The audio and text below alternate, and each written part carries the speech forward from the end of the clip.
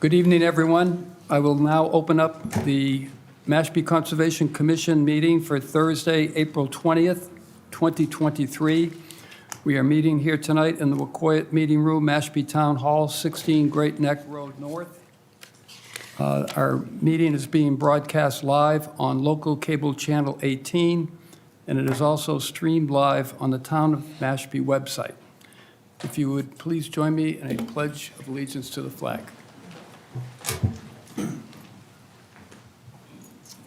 I pledge allegiance to the flag of the United States of America and to the republic for which it stands, one nation, under God, indivisible, with liberty and justice for all.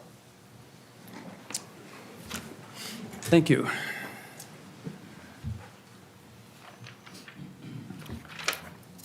We do have a Commissioner, Aaron Copeland, who is online tonight, so when you do come up, if you would please speak clearly into the microphone so that she will be able to hear your presentations and your questions and comments. Thank you. The first thing I will do is ask for public comment for any issues that are not related to agenda items that we have posted for this evening. If there's anybody here in the public that would like to comment on something not on the agenda. Seeing none, I will move to the pre- and post-hearing agenda items first. The first thing we have is the approval of meeting minutes for March 23rd, 2023. And those people that will be voting on accepting those minutes will be Paul Colombo, Alexandra Zola, who's not here, Aaron Copeland, Steve Cook, and Marjorie Clapperud. So I would entertain a motion to accept the minutes of 3:23, if one is there. Mr. Chairman, I make a motion, we accept the minutes of March 23rd. Thank you, Steve. Is there a second? Second. Thank you, Marjorie. Any discussion on the motion that we have on the floor? Seeing none, I'll take a roll call vote. Steve? Yes. Marjorie? Yes. Aaron? Yes. I vote yes as well. Motion carries. The second set of minutes is for our last meeting, April 6, 2023. And voting on those minutes will be Paul Colombo, Aaron Copeland, Stephen Cook, Marjorie Clapperud, and Sandra Godfrey. If there is a motion, I would accept that. Yeah, Mr. Chairman, I make a motion, we accept the minutes of April 6th. Thank you, Steve. Is there a Second. Thank you, Marjorie. Any discussion on the motion to accept those minutes? Hearing none. Steve? Yes. Thank you. Marjorie? Yes. Sandy? Yes. Aaron? Yes. Thank you. I vote yes as well. Motion carries unanimously. Do you want to hold true on the Yeah, rest of these for now and go into the hearings? yeah. That makes might as well. sense. Sure. Okay. I'm going to call the first hearing, the 6 o'clock hearing for Timothy W. Leadham, trustee for Shoestring Bay Nominee Trust 2, 352 Mashpee Neck Road. This is a proposed gravel parking area, relocation of shed, landscaping, and mitigation plantings. The representative is Cape and Islands Engineering. This is a notice of intent. There has been a request for a continuance by the applicant to May 4th. Do we have a time? 6:15 PM. 6:15. So I would accept a motion to continue this to May 4th at 6:15. Mr. Chairman, I'm going to recuse myself in this vote since I've known the Leadhams for a number of years. Okay? Yep. All right, we still have 4 I'm voting. happy to make the motion. Thank you, Marjorie. Is there a second? Second. Thank you, Sandra. Any discussion on the motion to continue this hearing to May 4th? Hearing none. Marjorie, your vote? Yes. Thank you. Sandra? Yes. Thank you. Aaron? Yes. I vote yes as well. That motion carries.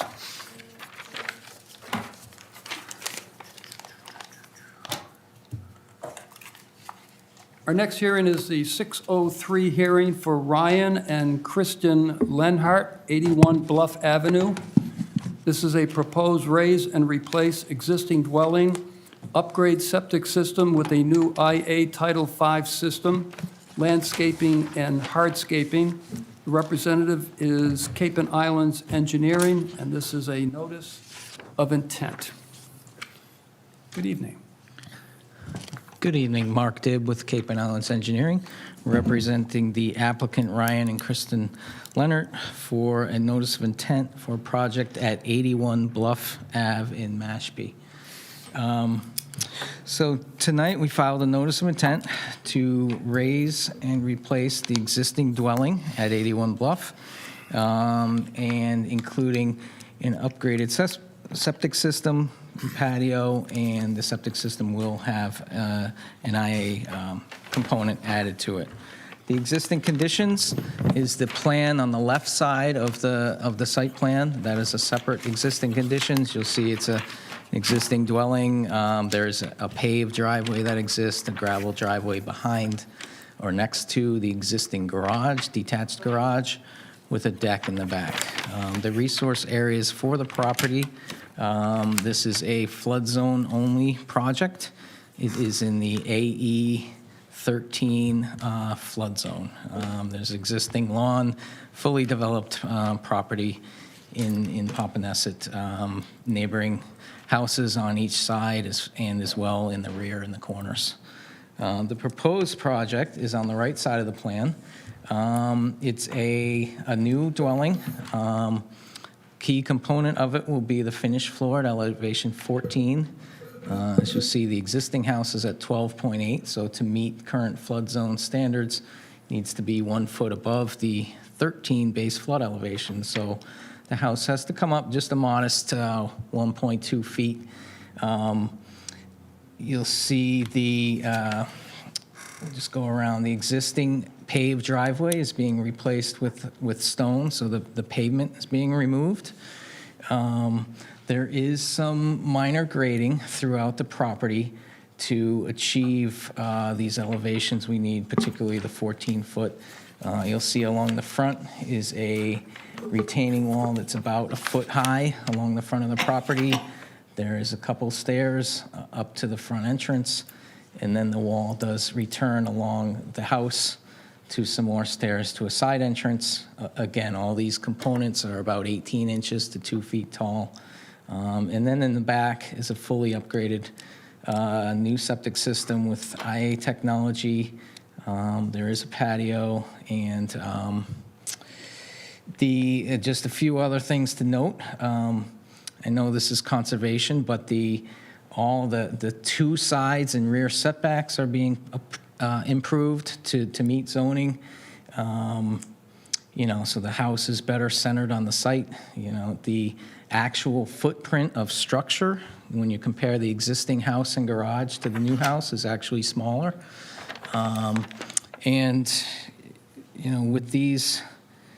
With this upgrade to the house, the becoming flood compliant, using relatively minimal grading and things like that, everything within 1 foot or 2, it matches the characteristics of the neighborhood. The 2 houses to the northeast appear to have gone through the same process to become flood compliant as well.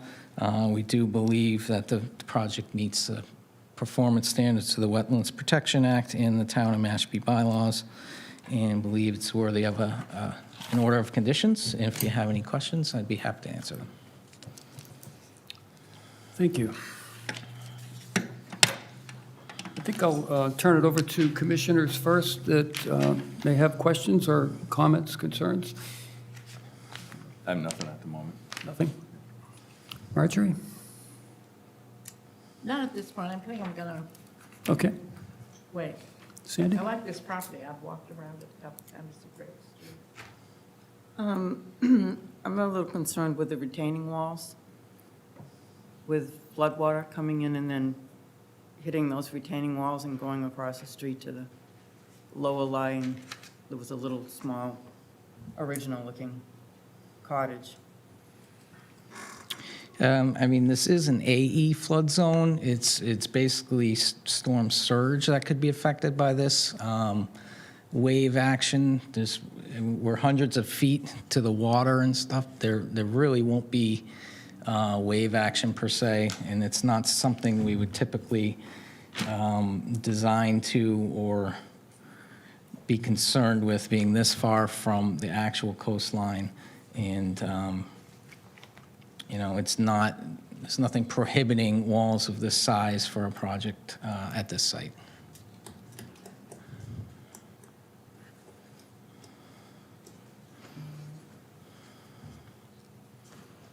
Anything else, Sandy, or?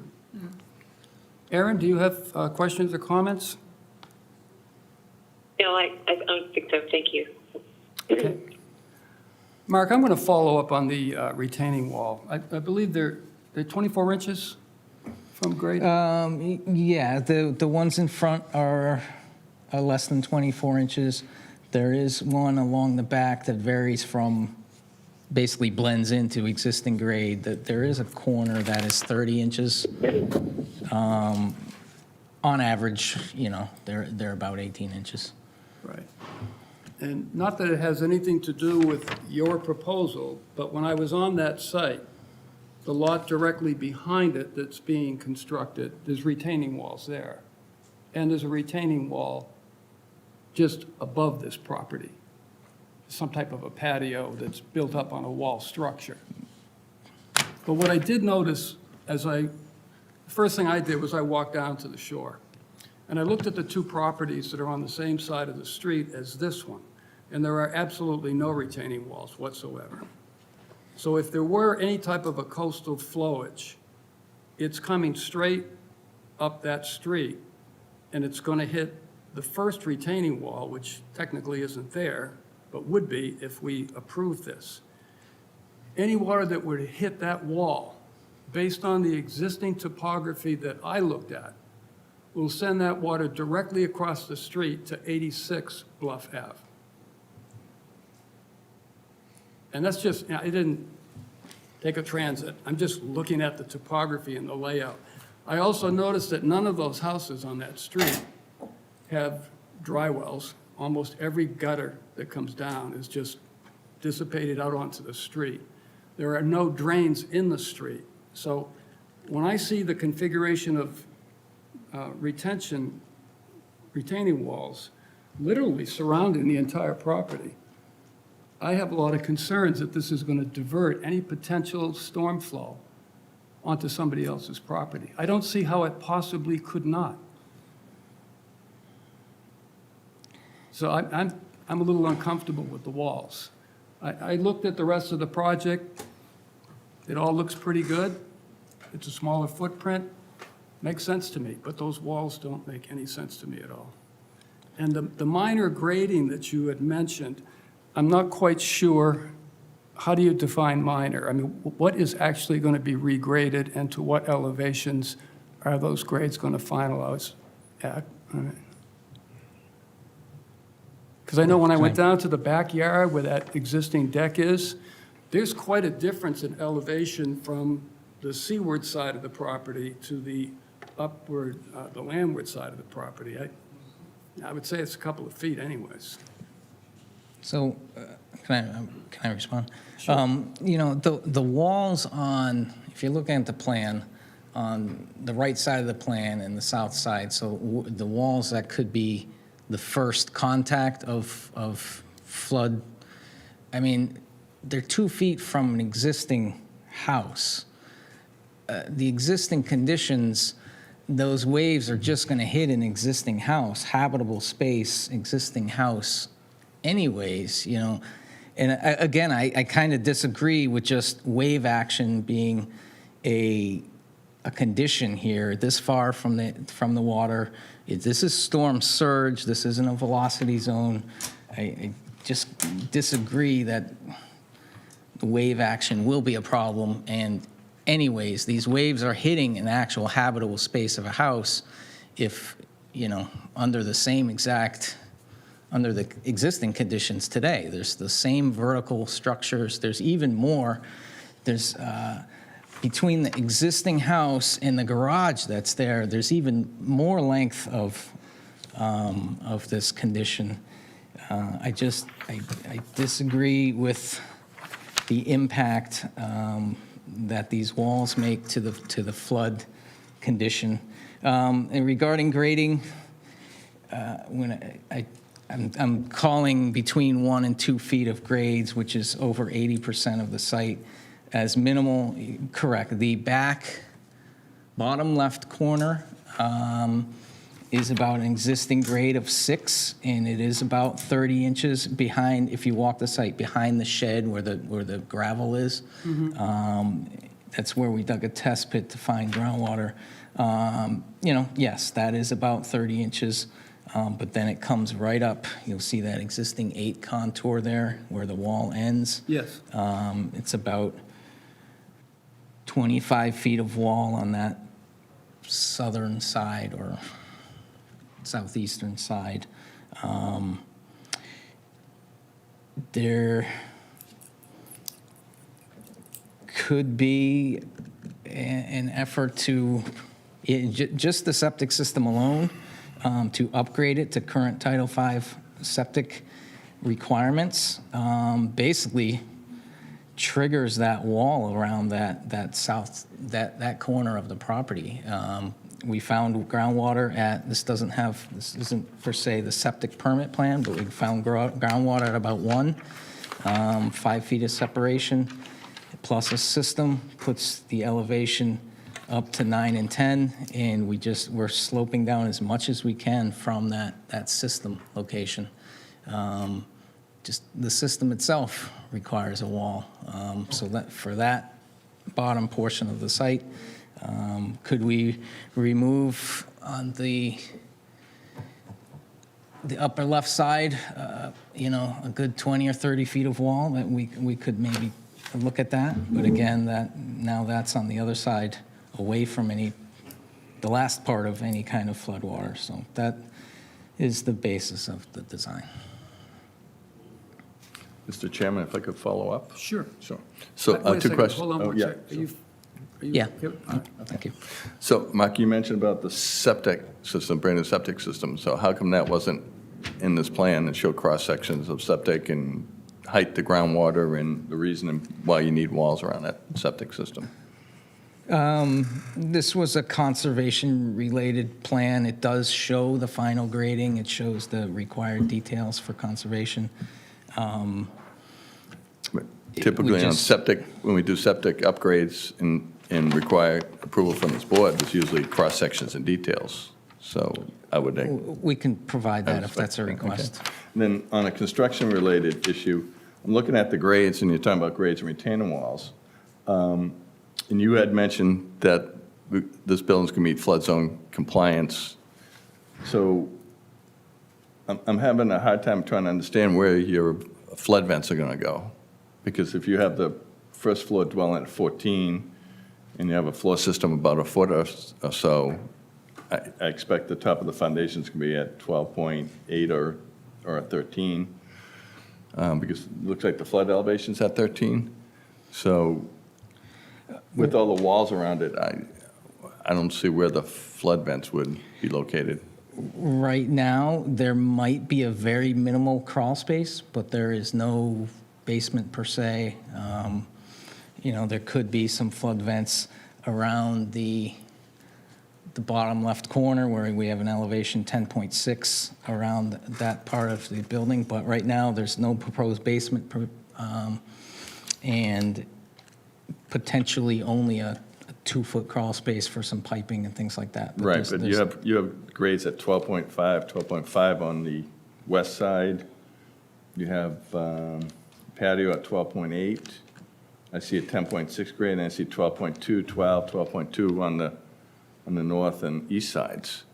So Yeah, I mean, the project will physically, I don't know how you can put in flood vents with those grades. the project will meet the requirements. If it's built as a slab on grade, it's a slab on grade.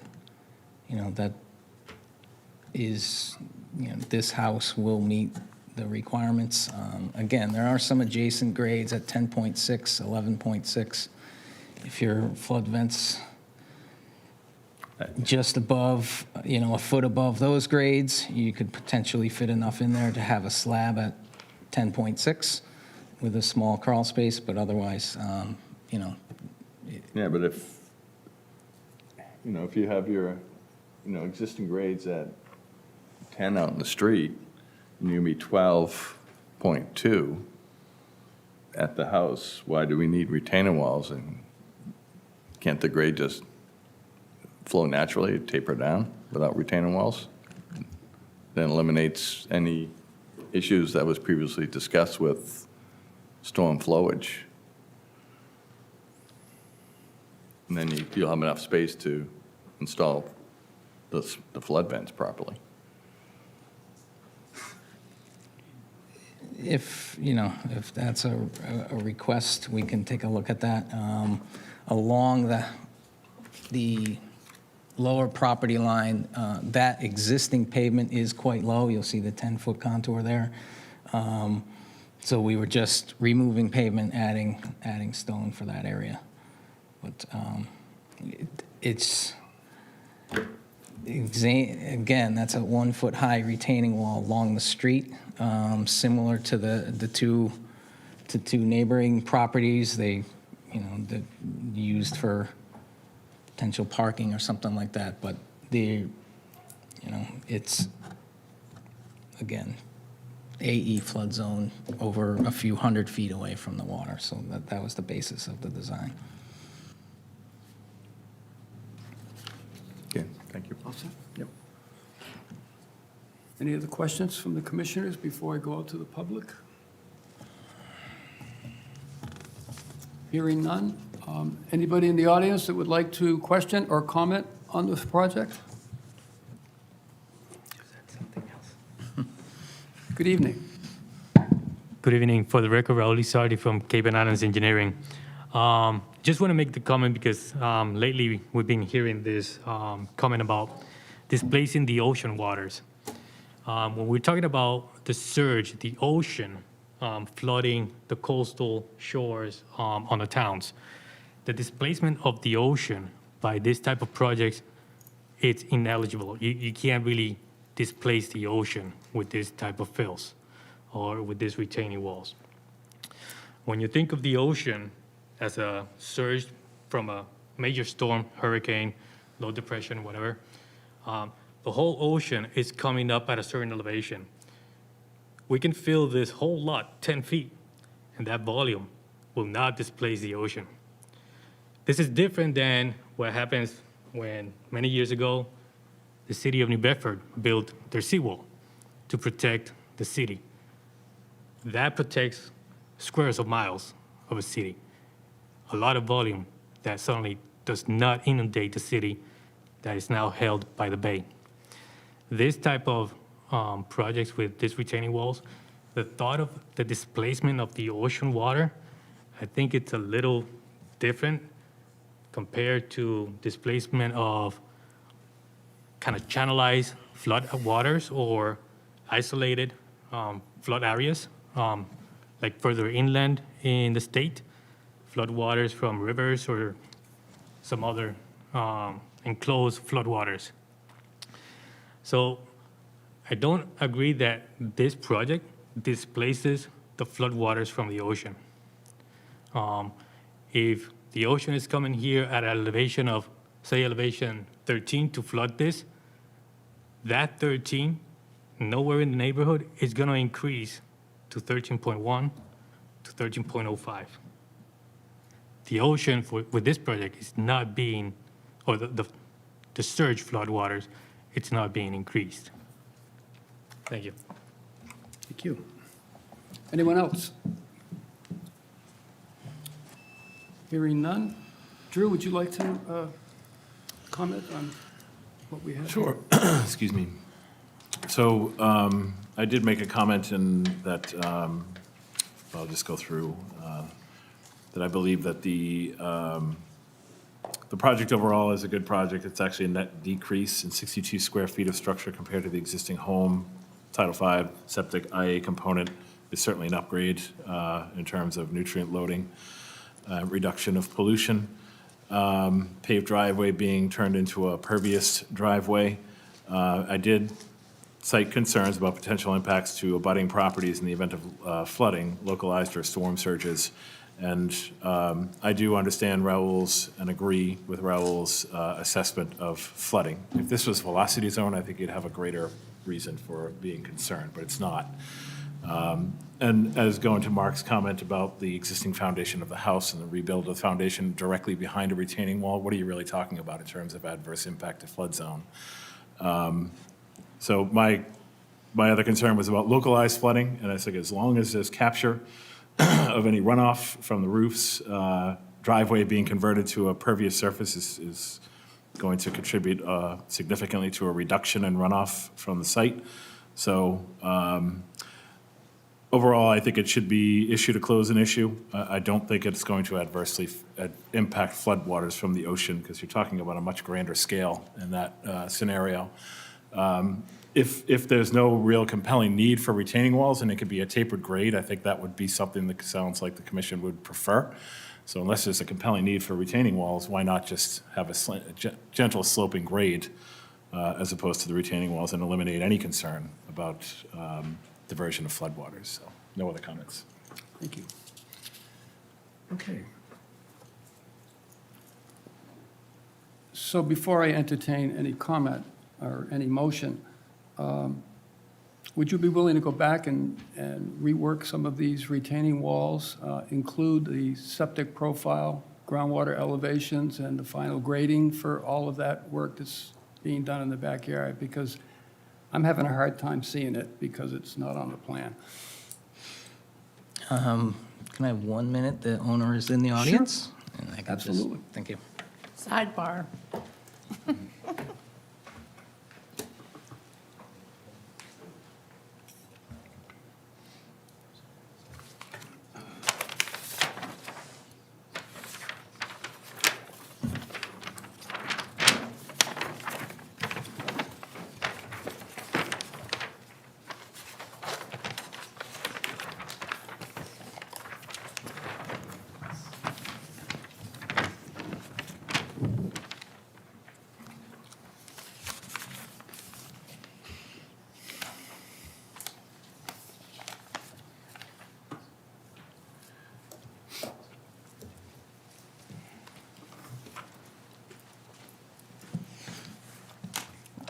Okay, so yes, we will provide, definitely 100% provide the septic cross-section, things like that, and we will try to, the best we feel feasible, try to reduce some retaining walls on the site.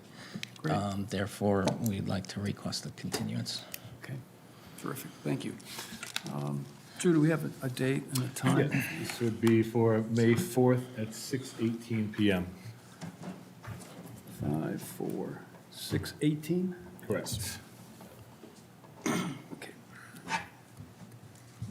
So I would accept the motion for a continuance to May 4th at 6:18 PM to give the applicant time to put together the information that we're requesting.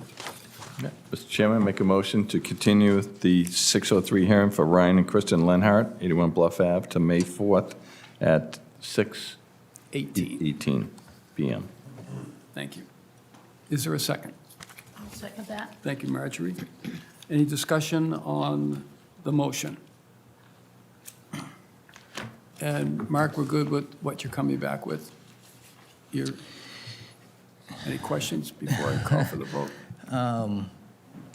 Yeah, I mean, we'll provide the septic information. The final grading in the back for the septic itself, how much Yeah. fill is going in there and what those grades are going to look like. And, And whatever you can do with the walls, maybe do it, as our agent mentioned, some type of a graded berm or something, I don't know. okay. Do the best you can. Okay. Then I'll call for a vote. Steve? Yes. Marjorie? Yes. Sandy? Yes. Aaron? Yes. I vote yes as well. Motion carries. Thank you. Thank you. Oops, sorry.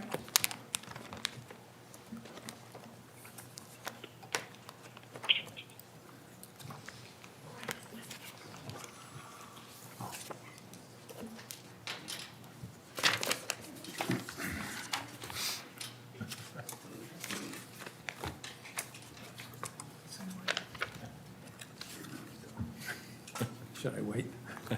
Good. Did I need permission for that? No. It was blinding me. Anybody else? No, I that's think why you're we the have sole you target sit. of the sunlight's, I know. Now calling the 6:06 hearing for Francis V. and Christine L. Castellucci, 23 Keel Way. This is a proposed raise and replace of an existing pool, shed, and utilities. The representative is Gade Masonry Landscaping, and this is a notice of intent.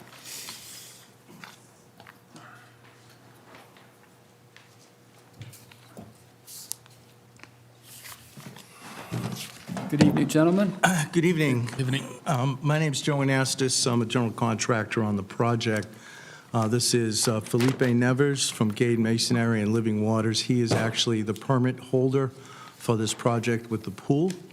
And we're here on behalf of Francis and Chrissy Castellucci. As a note, I have a building permit for the pool house and work on the home, which is under my purview, and we've gone out and filled all the requirements on the NOI, and I would turn it over to Felipe at this point. Yes, good evening. After we did all the last requirement was the survey plan with the proposed, showing the proposed pool and deck, which is basically just a replacement what was existing wood decking, a rotten deck, and we're gonna replace that with a paver. And it just changed the, instead of a free-form pool into a rectangular shaped pool. Saltwater. It's saltwater one, exactly, with no chemicals.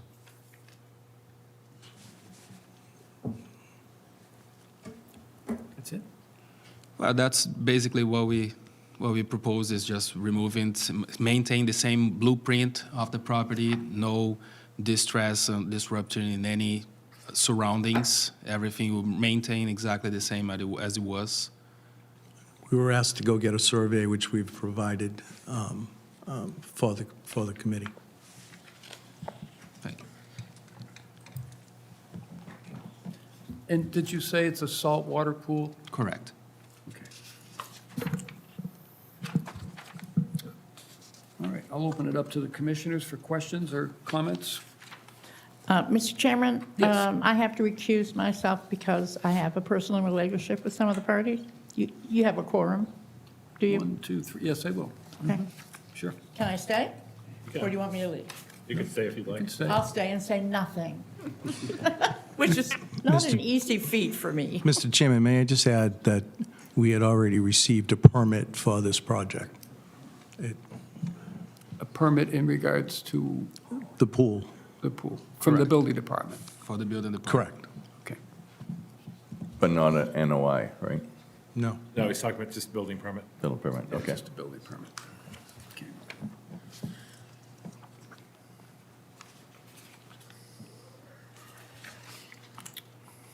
Drew, could you go back to the photograph? Take a look at. Okay, so the area inside the silt fence, I haven't gone out there, that was already previously disturbed area? That was, Well, with the exception of the piles of fill that you see there? yeah, Yeah, no, there's been no changes. There were a couple of trees that were requested to be removed completely separate from this project. They were assessed by an arborist to be deemed to pose a significant risk to the home. So those were removed or pruned.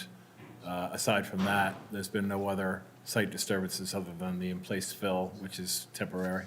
okay, that was all open, Yeah, we required the Understory. silt fence to be put up when we realized the fill was close to the bank. yeah, Yeah. okay, Yeah. yeah. I didn't get a chance to stop out there Yeah. to see it, so, okay. Will that area where the sand piles are be restored back to? Absolutely. Yep. What will it be?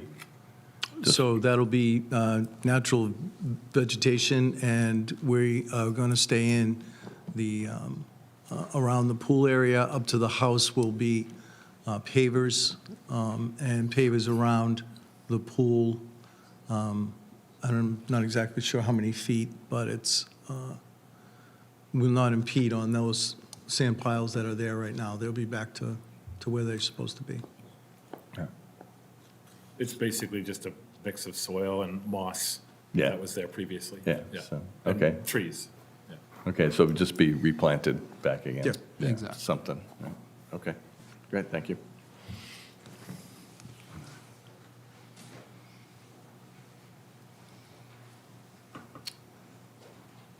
And the piles themselves, are you able to get a rig around the back of that to take those out? Or are those going to be used to backfill the pool, or? Most of it will be used to backfill. And while we went, the time, it was just after we got all the approval permissions and inspections to start dig and build the pool. And then we have that notice order to stop the work. That's why we didn't haul it off, all that material. So we stopped right there. That's why we just like protect it and wait for, make through this. And can you tell me about the, I don't know if it's a shed or a pool house, or what is that small building that? It is a pool house. There was an existing pool house. We've Right. stayed in the footprint. It's just a different design. In fact, we are, there's no outside shower. There's a little kitchenette on the inside, a sink. And it has an overhang in the front, and it's approximately 13 feet away from the pool where it was existing. In fact, we're using the same heater, same meter, same everything. All the same connections? Yes, The sink drains into the septic? yes, yes. So the 1,500 square feet that you have on here, does that include the shed as well, the pool house, or is that just the deck and the pool itself? Well, the shed is right on to right up to the patio itself. The patio itself, yeah. In fact, it goes underneath the overhang of the patio, so. And there is some, along the house on both sides, there is some plantings, that it won't all be patio. There's a few areas of plantings.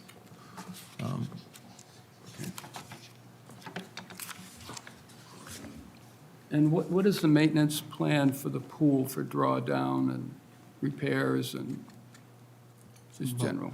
Basically, is no chemicals on it, and if necessary, to remove the water, we just go with the water truck and remove it, if necessary. But So any drawdown would be done through truck, off-site?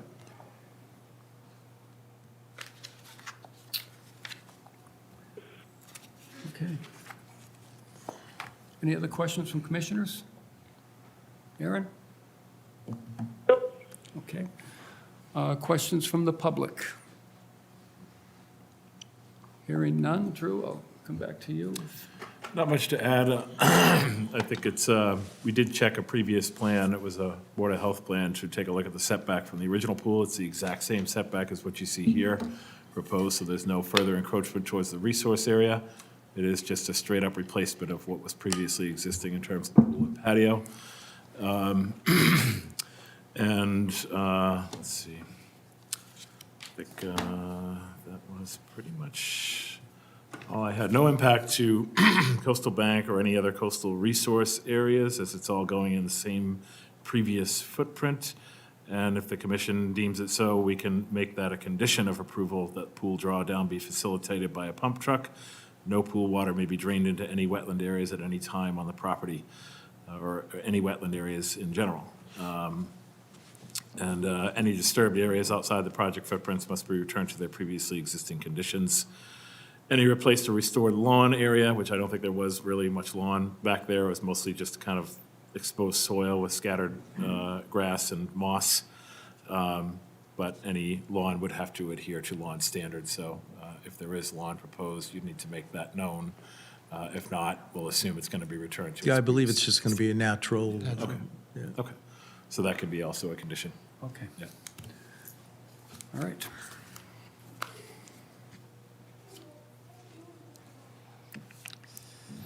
I would accept a motion, if there is one. Okay, Mr. Chairman, make a motion that we issue and close for Francis V. and Christine L. Castellucci, 23 Keel Way, with the conditions that any pool drawdown be facilitated by a pump truck, no pool water drain into any wetland areas at any time, and any disturbed areas be returned to its previously existing conditions per Regulation 31 standards. Okay, thank you. Is there a second? Second. Thank you, Sandy. Discussion on the motion that we have on the floor by commissioners. Hearing none, I'll take a roll call vote. Steve? Yeah, yes. Sandy? Yes. Aaron? Yes. I vote yes as well. Motion carries. Thank you very much. Appreciate it.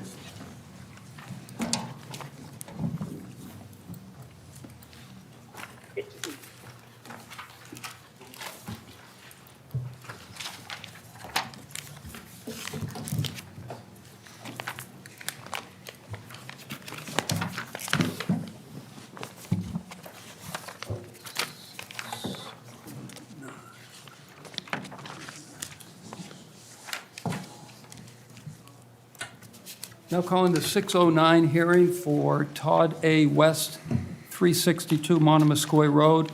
This is a proposed septic upgrade to an innovative alternative system. Representative is Meyer and Sons Incorporated. This is a RDA. Good evening, sir. Hi, good evening. Darren Meyer here, representing Todd West, the owner of the property at 362 Monomoskoye Road. What we have here is just a simple upgrade of a failed septic system. Mr. West is the new owner of the property. What we've proposed is a denitrification system. The property currently is a 3-bedroom dwelling. The new owner would like to propose an increase in flow to 5-bedroom capacity. There is no current proposal to do any work at the property. He would just like to have the available flow for future potential work that he may want to do. The property itself is in an AE 11 flood zone, so all the work would be subject to storm flowage. All the work will be outside the 100-foot buffer zone from the Great River. And we provided mitigation there. And what we proposed is a singular denitrification system with a pump chamber and a 5-bedroom capacity leach field, pipe and stone. There will be some disturbance of wooded areas up where the leaching is. The tank, the denitrification system and the pump system are in like a grass, I wouldn't say landscape, but an open area. That wouldn't be really any disturbance for those components. Happy to answer any questions you might have regarding this. Okay, thank you. I'll turn it over to commissioners first. No questions. The only question that I have, do we have the Board of Health report? I don't think we found it. Are they weighing in on the issue of the increase in the bedrooms, even though they don't have a drawing yet, right? You have no architectural drawing. I can speak. Right, it's just a proposed Just want to make sure. extra capacity at this point. There's no proposed work Okay. at this time. Drew, you want to address that? So there are Board of Health comments on this, that septic plans and existing floor plan to be reviewed upon submission to Board of Health, but in speaking with the health agent today, he said that not only have they been submitted, they've been approved. Is that correct? The plans? Yes. From my understanding, yeah. Yeah. They allow you to submit the plans without a permit to Yeah. be reviewed and approved. Okay. Yeah. So, he has, despite the comments that were submitted earlier this week, as of today, he has received the plans and approved them. Board of Health agent. So, good to go. with Board of Health. Good to go, 5 bedrooms, and we're good with the septic in terms of Well, its, increased flow for 5 bedrooms, it's not an approval of 5 bedrooms because there's no change to the existing footprint of the house. Right. This is just in anticipation of that happening at some point in the future. So this if is. they don't have any issues with it. Nope, nope. They are fine with increasing the capacity for a 5-bedroom system, IA component, Right. yeah. Any other questions or comments? Aaron? No, thank you. No?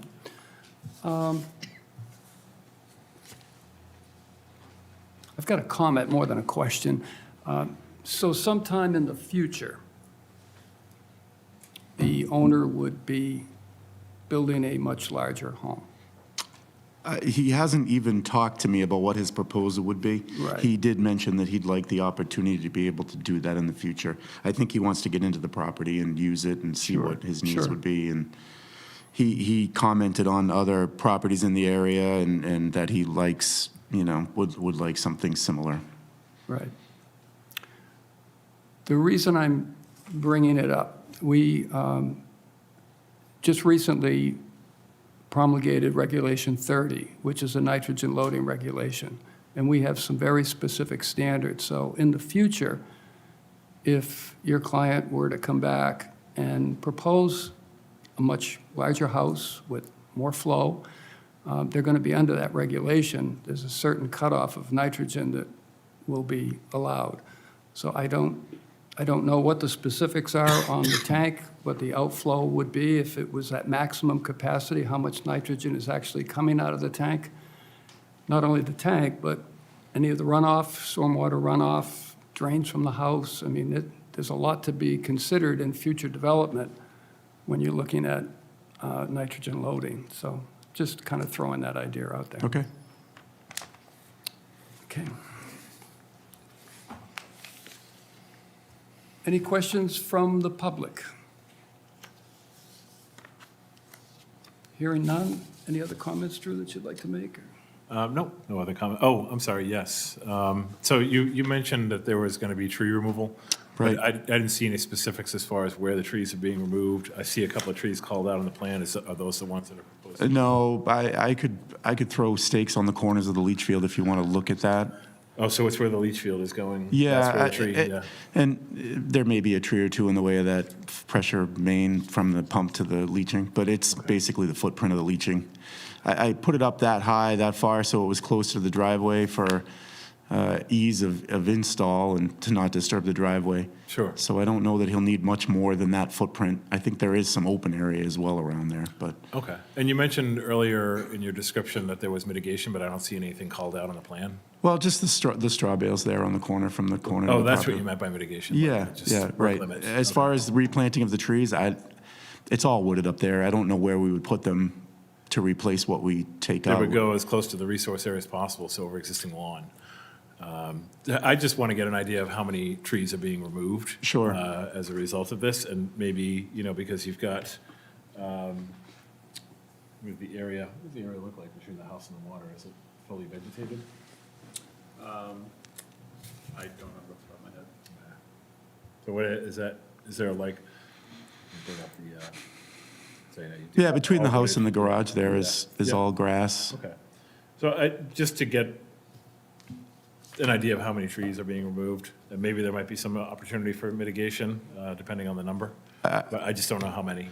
I do know they're not a significant size. I mean, I'd be shocked if anything's over 9 inches. They're all scrub oak and whatnot, but I can do a count. Okay. And that could be something we could follow up with as staff. I don't think it's going to be a significant issue, but I just wanted to get clarification. Sure. All right. What would be the time frame for staking that out? I could do it Monday All right. Okay. and report back on the number of trees inside the footprint, Yeah. something like that. Yeah. All right. All right.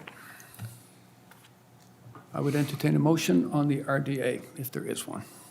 Okay, yeah, Mr. Chairman, make a motion to for a negative determination on the ADA for Toddy West, 362 Monomoskoye Road.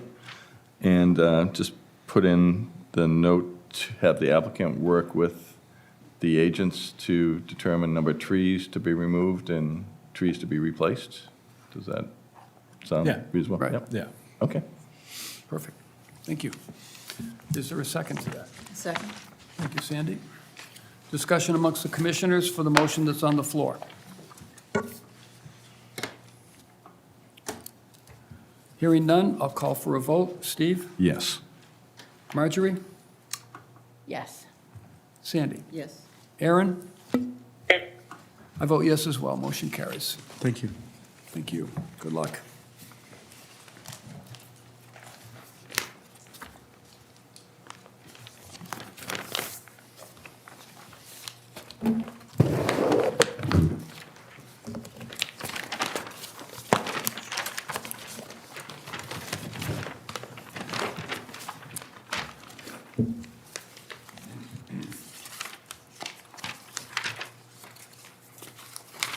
Now calling the 6/12 hearing for Jack Foster, Allison Poole Foster, and Lauren C. Foster, 31 Wheelhouse Lane. This is a proposed raise and replace existing dwelling, replace the pool and patio, new gravel driveway, landscaping, and hardscaping. Representative is Cape and Islands Engineering. This is a notice of intent. Good evening, gentlemen. Good evening. For the record, Raul Sardi from Cape and Islands Engineering, and Andrew, the landscape architect from Yarmouth Design. This property, I hardly believe any of the commissioners know the story for the past 3 or 4 years, but Drew probably is the one that's most knowledgeable. So this property transferred ownership in about 2019, 2020. In the transfer, the septic system was deemed a failed system, and for the transfer, it was required to be upgraded. So in 2019, the Conservation Commission approved the septic upgrade. That septic upgrade was installed, I believe, in 2021, and it was signed off by the Health Department. The new owner, 2 years ago, applied for a notice of intent to do additions to the existing house. In particular, to connect a breezeway from the existing detached garage to the existing house and do some additions to the front of the house. When that order was approved and the new homeowner was gearing to do that work, it was found that the conditions of the existing house were not suitable for additions. And in fact, it was recommended for the entire house to be demolished and a new house be built. So that order condition is being asked to be closed without any action. And the homeowner is now asking for a complete raise and rebuild. So the order condition that was issued 2 years ago is going to be closed so that we can get a new order for a complete raise and rebuild. The resources are, there's a salt marsh within 100 feet.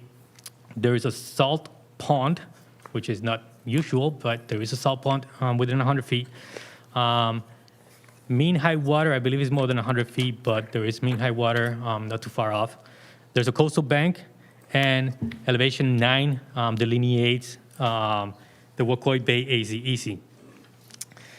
The existing single-family dwelling residence, it's a 4-bedroom house. The detached garage is kind of to the south of the property. Behind the house, there's a deck, a pool patio, and a pool. The reconstruction or redevelopment of the site, it's kind of in keeping with what's there, except that the garage is going to be attached to the new house. Instead of the deck, there's going to be a patio. There's going to be a new pool. The existing spa is going to be removed, and the new spa is kind of integrated with the pool along the side of the pool. Currently, there's approximately 18% of the property that is naturally vegetated, and that's located to the bottom right corner of the image right here. The entire property is mapped within the flood zone. So although we don't have 25% of naturally vegetated areas, that 18% is being increased with the proposed native plantings in mitigation. The development, based on the calculations of mitigation requirements of the 10-foot and 5-foot increments, does not really require mitigation. but based on comparison just of overall existing to proposed, there is an increase in approximately 218 square feet of development. The proposed project will be planting 1,200 or plus square feet of mitigation plantings and restoration. So we're more than tripling what we're increasing by development on the project. The existing driveway is pervious. The proposed driveway is also pervious. We are proposing dry wells to control roof runoff. One of the dry wells will also be used for drawdown of the pool at the back. None of the proposed redevelopment get any closer to the wetland resources. In fact, the areas that are closest to the ACEC delineation and the salt marsh, which is the pool and the pool patio, are getting reduced. That is visible on the pool patios, specifically where we have a proposed dry well. That dry well is currently in an area that's currently patio. So overall, the whole project, it's a better project than what was approved 2 years ago. And if there's any questions, we'll be happy to answer. Andrew, do you want to go over the, well, I don't know if the commission has questions on that portion of this section. Yeah, let's see.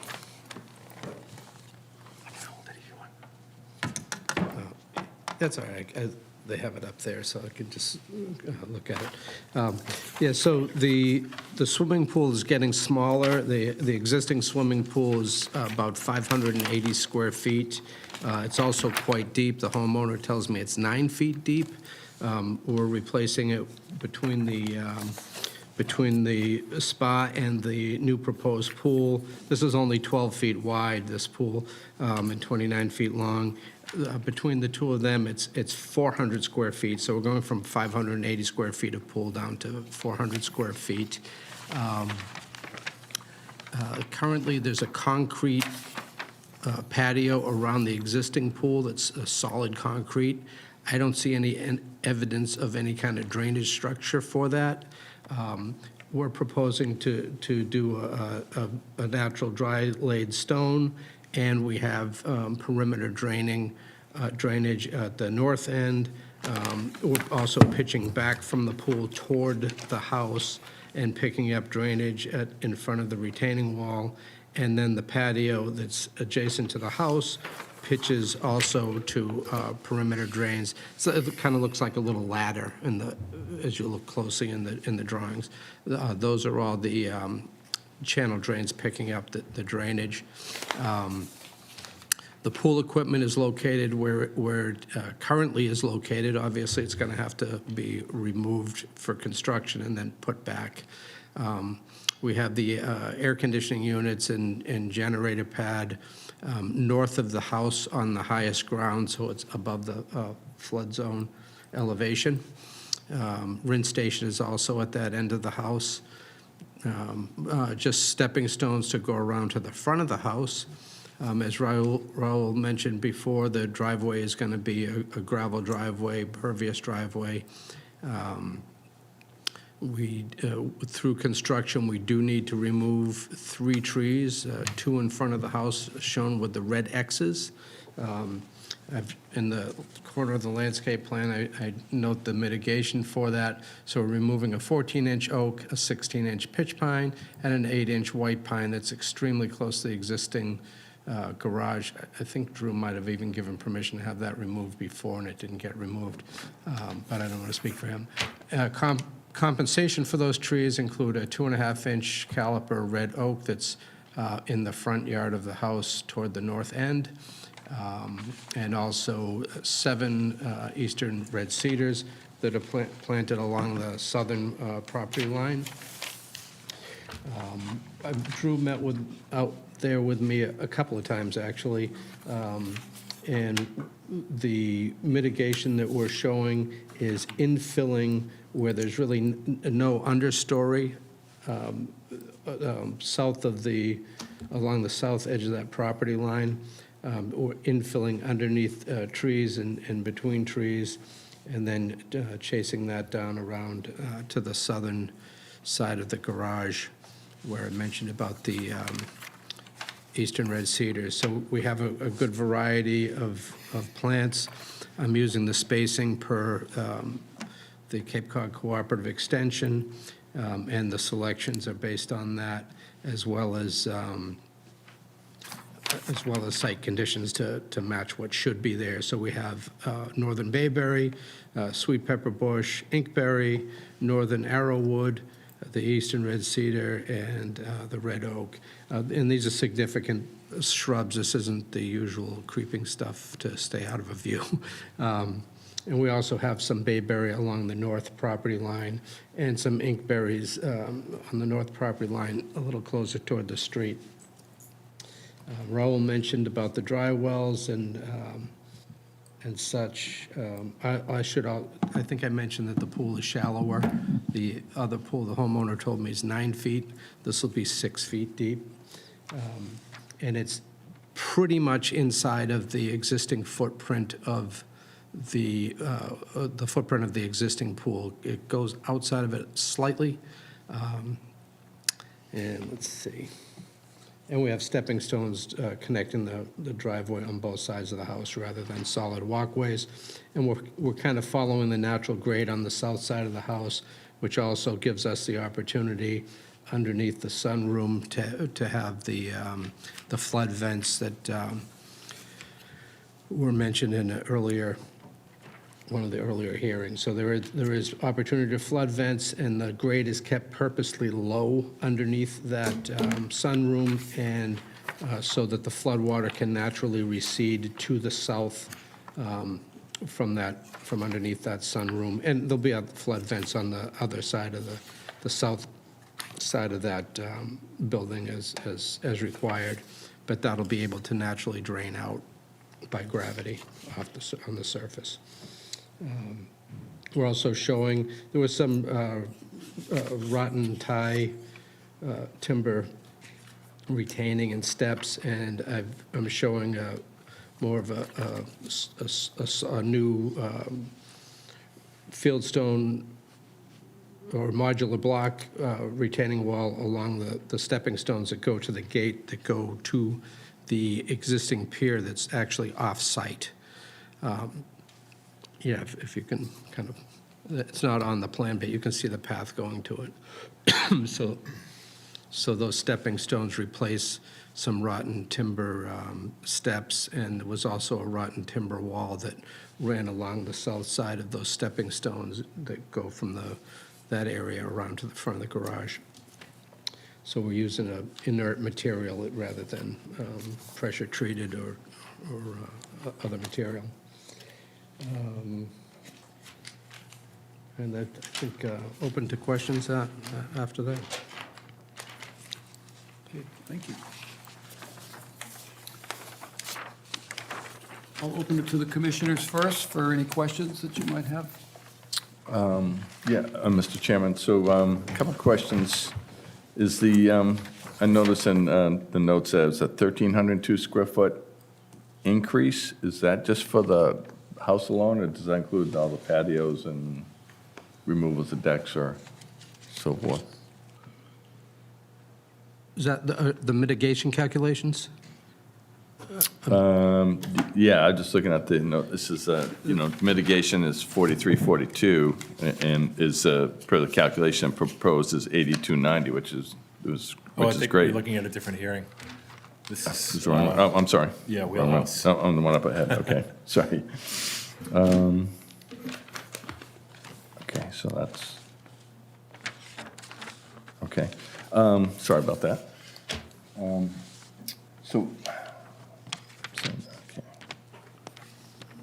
No, I'm good then, so that's where I got mixed up. Okay.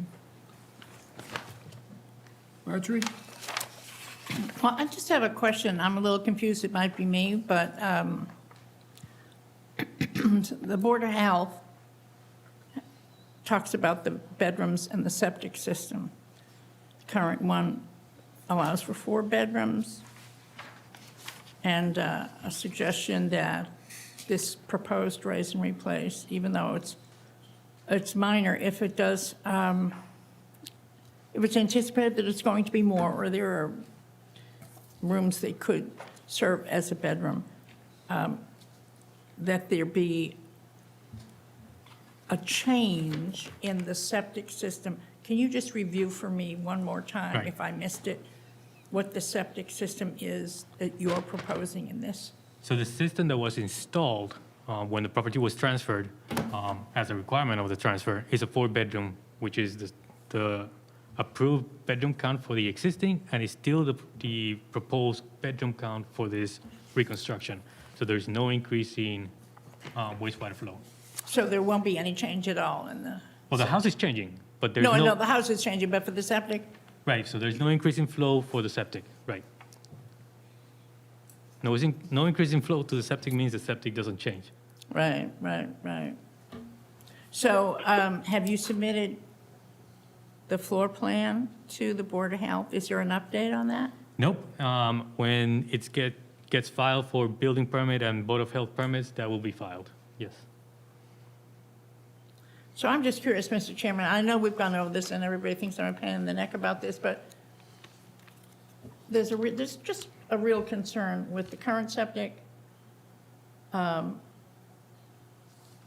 we're all familiar with, the 4-bedroom with the current, but with the 5-bedroom, it would have to be upgraded, right? So why not upgrade it now, or Well, make it from- subject to, make it just subject to the Board of Health signing off on a floor plan that did not include the 5th bedroom? The proposal has nothing to do with the septic. That's out of the proposed work area. It's a 4-bedroom septic.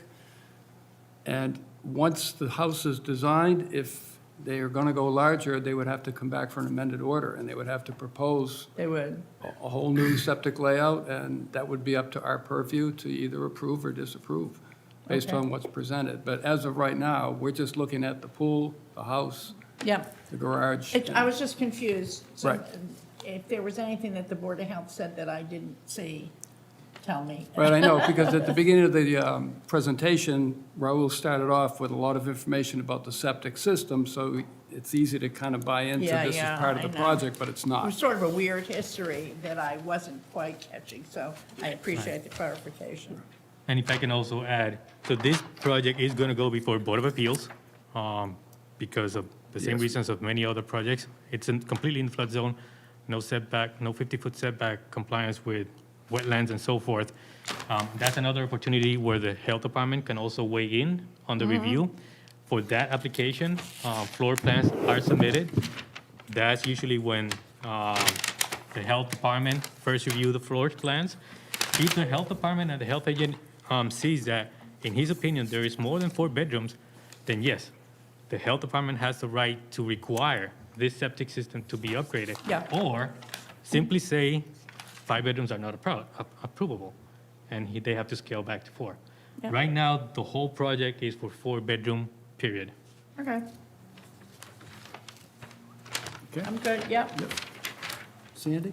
I just had a curiosity question. Is the existing chain link fence staying, or are you replacing that? Yeah, that, I believe it's going to stay. We have no plan to change that fence. The only part that we're changing is on the ends of the house where it will have a privacy fence that would go from the house to that existing chain link fence at the north of the house, and on the back corner of the garage. Actually, it currently goes from the back corner of the garage as I believe it's a wooden fence to the chain link fence. There's going to be a new section of fence there to complete the pool enclosure. But right now, there's no plan to change the chain link.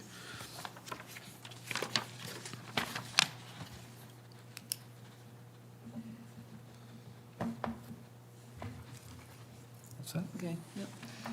Aaron, do you have any questions or comments? No, Marjorie clarified the one I had about the septic. Thank you. Okay, thanks. And Raul, all these pressure-treated timbers that are along the pool itself, those are coming out or staying in? Those are going to stay. Those are staying? Yeah, the concrete's going to be removed from behind there, and we're going to back up just a little bit from that But that's going to stay, I just don't want to disturb that slope. They look like they're in pretty good shape when I was on Yeah, the site. and I just don't think it makes sense to disturb that edge. And all the rotted timber that you had mentioned over by the stairway leading out to the path, there's also some additional rotted timber as you come around the front on the coastal bank. Is that all coming out, or is that staying? You're just going to leave it alone? As you come around the side of the house now, they've used them like look like maybe steppers or It's like a something. terrace type of thing, and they're all Yeah, rotted. There's a bunch they're of coming out. daffodils in there. They're coming out. They're coming out. Yeah. So you'll actually be on that coastal bank doing work. So the proposed pavers are following the top of the coastal bank on the plan, The pavers. shown on the site plan. Not sure So what yeah, it that's means. south side. So the top of the coastal bank is following that edge of the pavers going from the front driveway to the back of the property. Right. But if you see at the very corner of the pool up there, where it says top of coastal bank, W5, right where that arrow is pointed, I believe there's a whole series of timbers right in there that are all rotted as well. Oh, I don't. Where is that now? Where it says top of coastal bank, Oh, there is an old sort of retaining structure. It's like a boxed in between those two Yeah. trees. right. It straddles the It's on property the line. plan. It's shown right Yeah, there. it straddles the there. property Right in line. there, right. A little, that one right there where the mouse is right on top right now. It Yeah. shows like a little C shape. It's kind of, yeah, it's like a V, and it's all Yes. rotted timbers, it's a bunch of we gonna daffodils move that? around it. Are Is we that gonna coming move up? I don't have specific plan to remove it. We can remove it if you would like to, but it wasn't really addressed in this.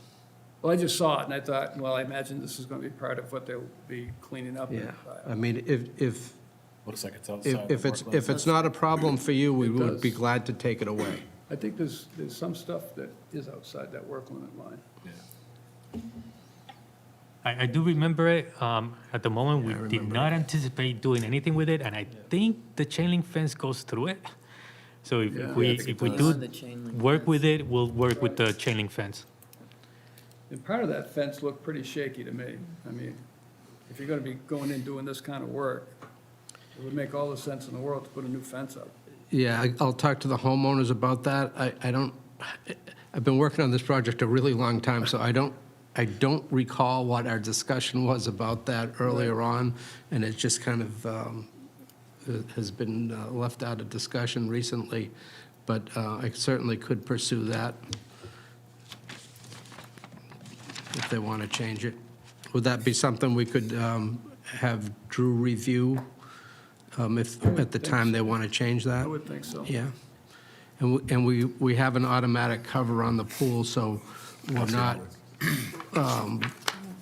it's not a problem to keep the bottom of the fence elevated for any wildlife to go underneath because we have the enclosure based on the automatic cover.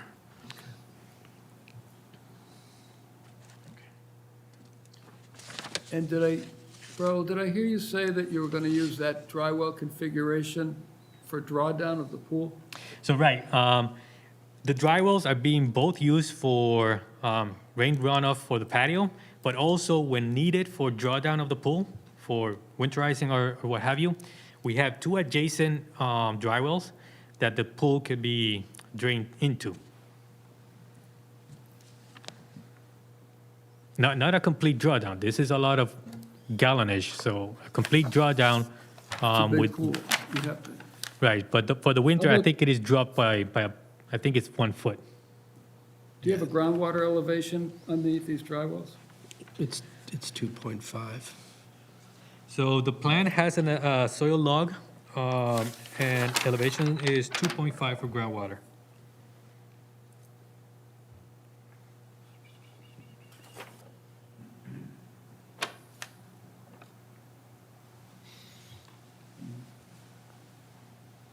The elevation of the ground where those two Yeah. leach pits are is About just under 10? elevation 10, Yeah.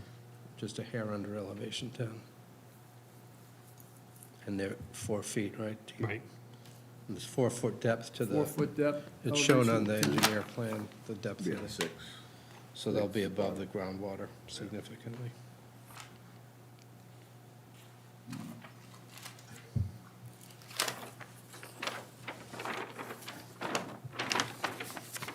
And then we just had that saltwater pool in the last hearing. We were asking for everything to be trucked out. Where it's that close. Right, if the I would rather board, see it, any kind of a drawdown be trucked out. I mean, if we had a lot of separation, that's one thing. And I'm not talking from the groundwater itself. We're right up against this resource area. Understandable? it's okay. Yeah, yeah. We can agree to that condition. Yeah.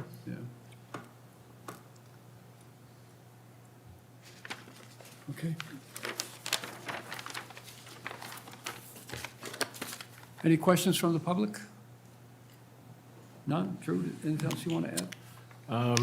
Nothing else to add. I think that just quick comments on the proposed increase in square footage is minor. Obviously, the entire lot is pre-existing non-conforming, so, and I've been out there enough times to know every last square inch of this lot. So I believe it meets any kind of waiver criterion, given the very minor increase in footprint, and that not being any closer to the closest area to resource area setbacks, and the amount of mitigation that's being offered up, which is substantial, far above and beyond what we would normally. It exceeds a 2-to-1 ratio. It's a 3-to-1 ratio. And one of the other things, I didn't put this in my comments, but I feel it would be something that would be worth conditioning, is that when it comes to, if the commission approves this, when it comes to the reconstruction of the pool and patio in the area where it's closest to the top of Coastal Bank, that there be monitoring reports submitted to the Concom, to the Conservation Department, that there be additional oversight for that portion of construction, given the immediate setback from top of Coastal Bank in that area, and ACEC, and just the general, construction overreach in that. Do we know if that is going to be like any heavy machinery back there in terms, or is it handwork or small machinery? Do you know how Yeah, that's going to be addressed? To remove that, That's an that excavator. concrete slab, it is going to be an It's gonna be excavator. Excavator, okay. So that's why I want to have condition of construction Yeah, oversight yeah, and weekly reports for that. Yeah. Yeah. Close setback, right on top of the Coastal Bank. It's right there. So, yeah. Oh, yeah.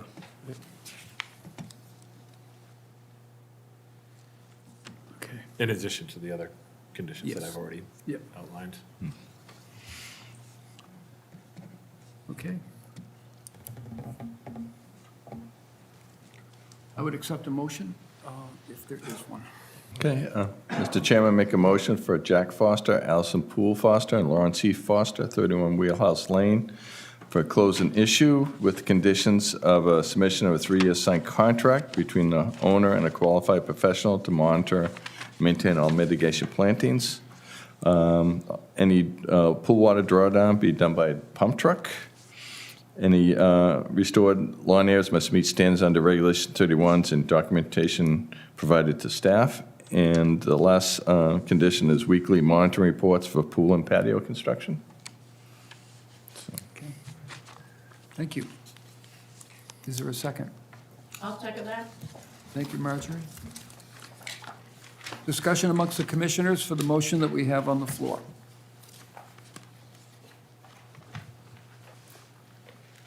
Aaron, you all set? Yes, thank you. Yeah, okay. Okay, hearing none, I'll do a roll call vote. Steve? Yes. Thank you. Marjorie? Mr. Cookie, yes. Sandy? Yes. Aaron? Yes. Thank you. I vote yes as well. Motion carries. Thank you. Thank you very much. Thank you.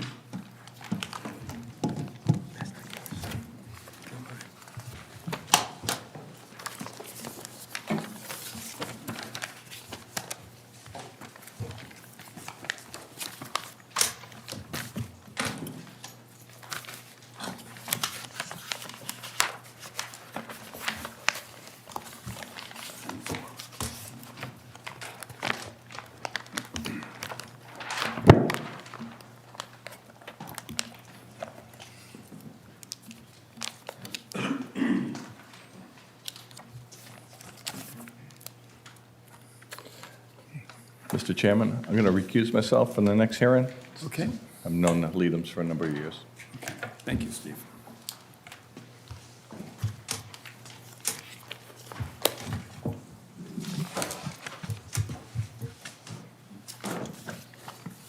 Now calling the 6:15 hearing for Timothy Leadham, trustee, Osprey Island Nominee Trust, 71 Monomoskoye Road. Proposed raise and replace single-family dwelling, hardscaping, landscaping, and mitigation plantings. Representative, Cape and Islands Engineering. This is a notice of intent. Good evening. Good evening. For the record, again, Mark Dibb with Cape and Islands Engineering, representing the applicant Osprey Island Nominee Trust.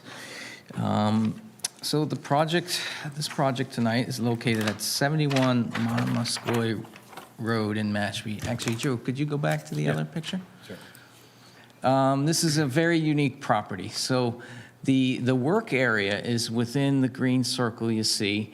The access actually comes, I'll start at the house. Yes, it comes along the rear of those properties over an easement to the parcel itself is 9.2 acres. All that land between the yellow line and the red line is part of this property.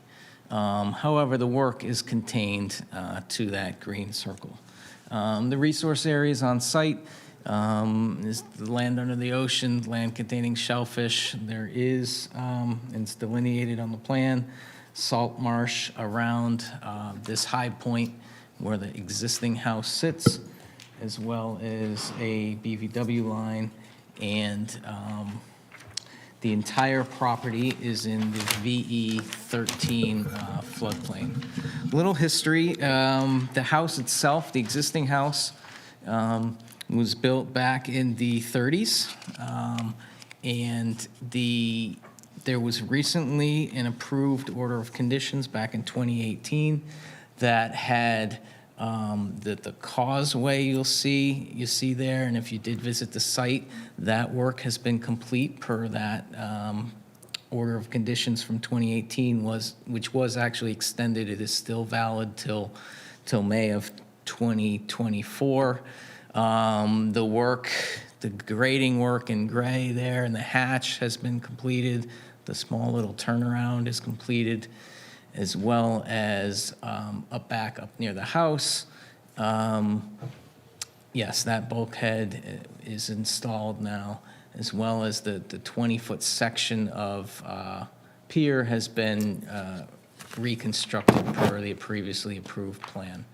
And what that plan also included was a proposed 20 by 36 detached garage from the existing house. What the previous plan did not include was rebuilding the existing house. So what we have tonight is a proposal to raise the existing house and build a new house in the footprint as shown on this plan, which will be built on piles. It will meet the regulations for construction in a velocity zone. It will allow water to go under the house in the event of a storm event. A velocity zone of 13 means the lowest horizontal member of this house has to be 2 feet above the 13 elevation. So, you have the piles, you have beams, that lower part of that beam is required to be at that elevation, which then creates a finished floor of 16.65 for the dwelling. There is overall the living space of the new dwelling will be slightly smaller than the existing dwelling. On the plan, there's some dotted lines. Those are the existing dwelling. There are areas of some deck, minor projections of what's there, but there's also areas that are being pulled back from the existing development. We feel the upgrade of this property, which would be fully susceptible to any sort of storm that could create waves, anywhere near this V-zone elevation. By removing that, replacing it with the new flood-compliant structure, again, some minor increases in deck area only, the house itself, living space, footprint will be reduced. A couple just other things that in the previous proposal, the accessory building that's physically on the coastal bank is now going to be proposed to be removed and restored per the restoration plan. The plans do calculate mitigation. The table has the existing development. So that is the existing development in the table is the existing property prior to both of these approvals. And what we did is, since we'll basically have two open order conditions, we combined everything together, which created the mitigation requirements that you see on the plans. A required mitigation of about 4,300 square feet, which we're providing about 4,800 square feet, as well as it was a very detailed restoration plans, and there's a lot of all these mitigation areas and restoration areas are shown. In the previous approval, all that restoration will still be done. It includes removal of some wood debris in these different areas. All that previous restoration areas from the previous filing will also be included. So total mitigation and restoration, we have about 8,200 square feet. I'm just gonna see if I touched everything. Again, under the house, the majority of the surface will be just stone, gravel. We are proposing in the northerly corner of the house, under one of the decks, a pervious paver, that hatch right there. A pervious paver area that could be used for just some storage of outdoor equipment, a kayak or something like that. That could be used for that. The rest of it, the entire house right now is vertical walls that, technically will be replaced with piles. So significant amount of linear footage of vertical walls will be removed as part of this reconstruction. And, we feel that by raising this house, putting it on piles, even with the minor additional decking in a couple areas, we feel it's a significant improvement over the existing house from the 30s, and it provides should reduce wave action associated with this property. Technically, it does provide more flood storage, as well as turns a lot of the site from floodwater, so turns a lot of the site from impervious essentially to pervious areas under the house. There is an existing Title V septic system with an IA treatment unit, and the last thing is there is an existing walkway that connects the front door of the front being towards the water to the existing deck, and we're just slightly modifying that, but that is included in the new mitigation calculations. That I think it's an existing 3-foot walk is going to 4 foot just to connect the two decks together.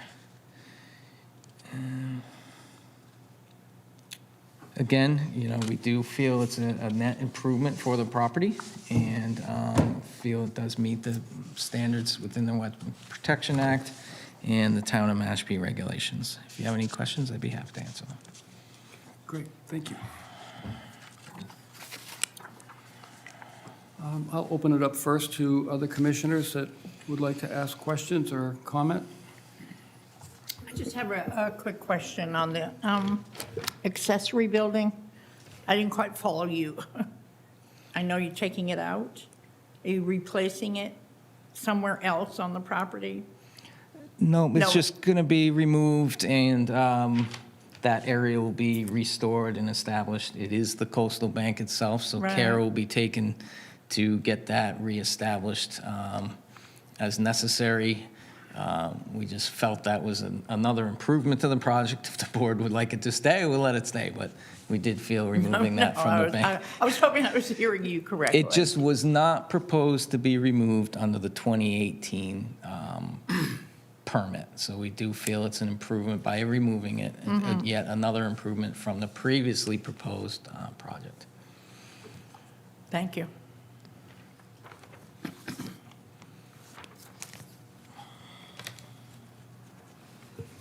Anything else, Marjorie? All set? You know, is kosher to ask about the ownership here? I'm just curious. Is this a public or a 501c3 property, or is it a private property? It's a private residence. It's a private residence. That's all. Sandy?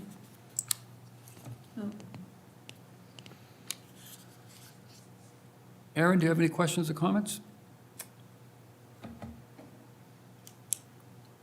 No. She said no. Missed that one, sorry. Okay. Mark, help me out. I'm going through the history of all of this, because much of what was done, certainly I was not here, so I'm not familiar with. I know there's an open order of conditions, DEP 43-2956, that's been extended and valid until May 2nd, 2024. So was the intent on that proposal to use the footprint of the existing structure that was going to come down, and this two-bay garage was going to go up in its place? The intent was the house was going to remain, and then a standalone detached garage would be built in that location. But it was never constructed, obviously. I mean, it Correct. wasn't there the other day. I walked around. Correct, and we're kind of infusing this new layout to include that Right. garage. So now the intent is to use the footprint of the building to construct a house and a garage.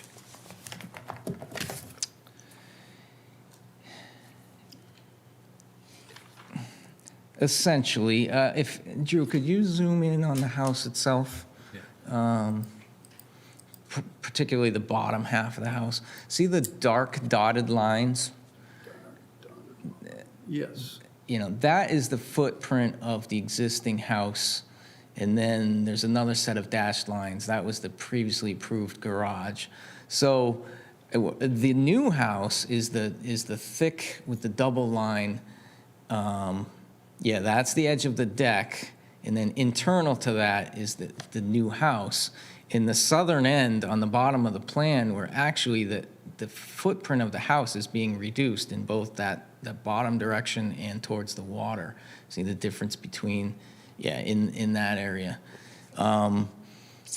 So I'm not quite sure what your question is, but yeah, it's all one structure now. It's a house on piles, it's deck on piles, generally in the same footprint. You know, there is there's two portions of deck that are, you know, technically out on the left side of that plan. You see the circle with the three trees? You know, that is new, left from there. Yeah, so, you know, there's a small portion of deck right there that's new, and then the deck in the corner above that is essentially everywhere else. You know, within a few square feet is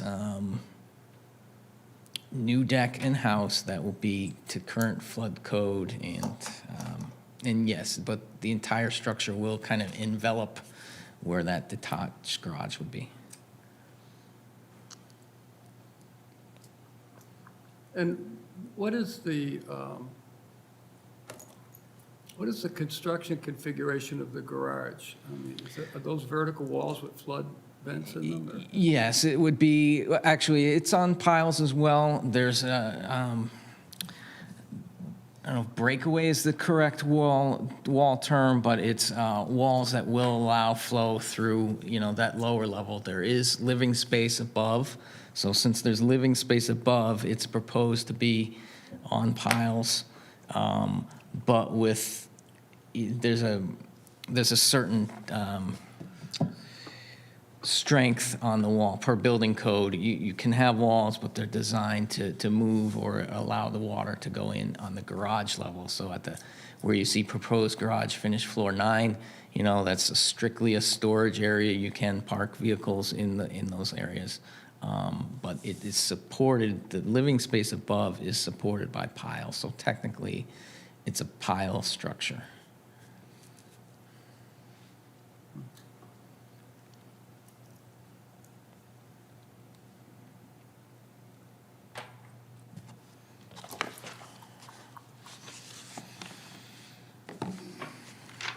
Well, in looking at the history of the project, and again, I wasn't on the commission for any of these approvals.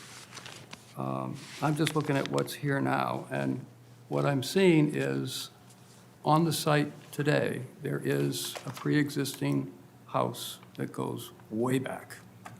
I forget the date, but it's old. And there's a garage that was approved back in 2018 under 2956, under that number.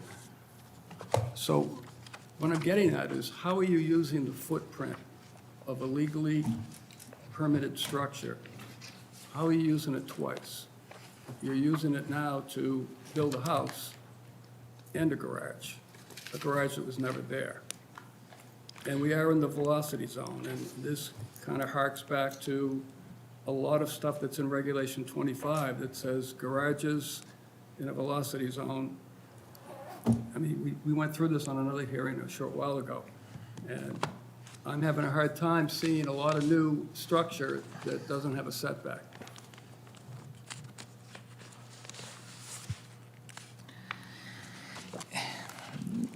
We're improving an existing structure.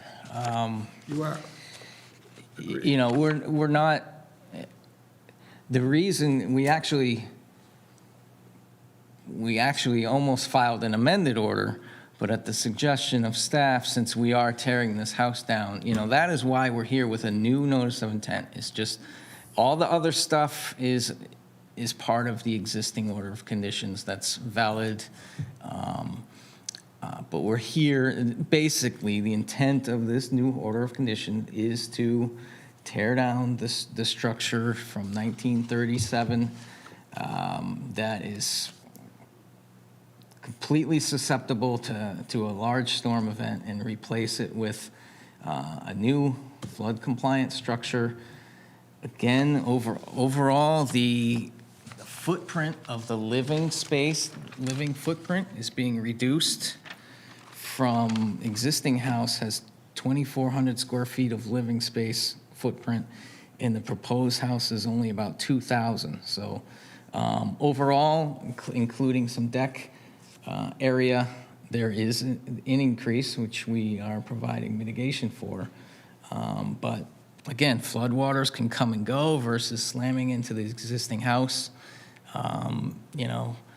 Unlike other ones that I've presented, we're not putting a pool out in the front. We're just replacing this house with, again, modest changes to footprint, to habitable space. There are some decks being added, but generally in the footprint of the house. So that the foundation of the existing house, it'll have to come out. It'll be restored with gravel at grade. We're not proposing any fill. We're not proposing any kind of regrading. I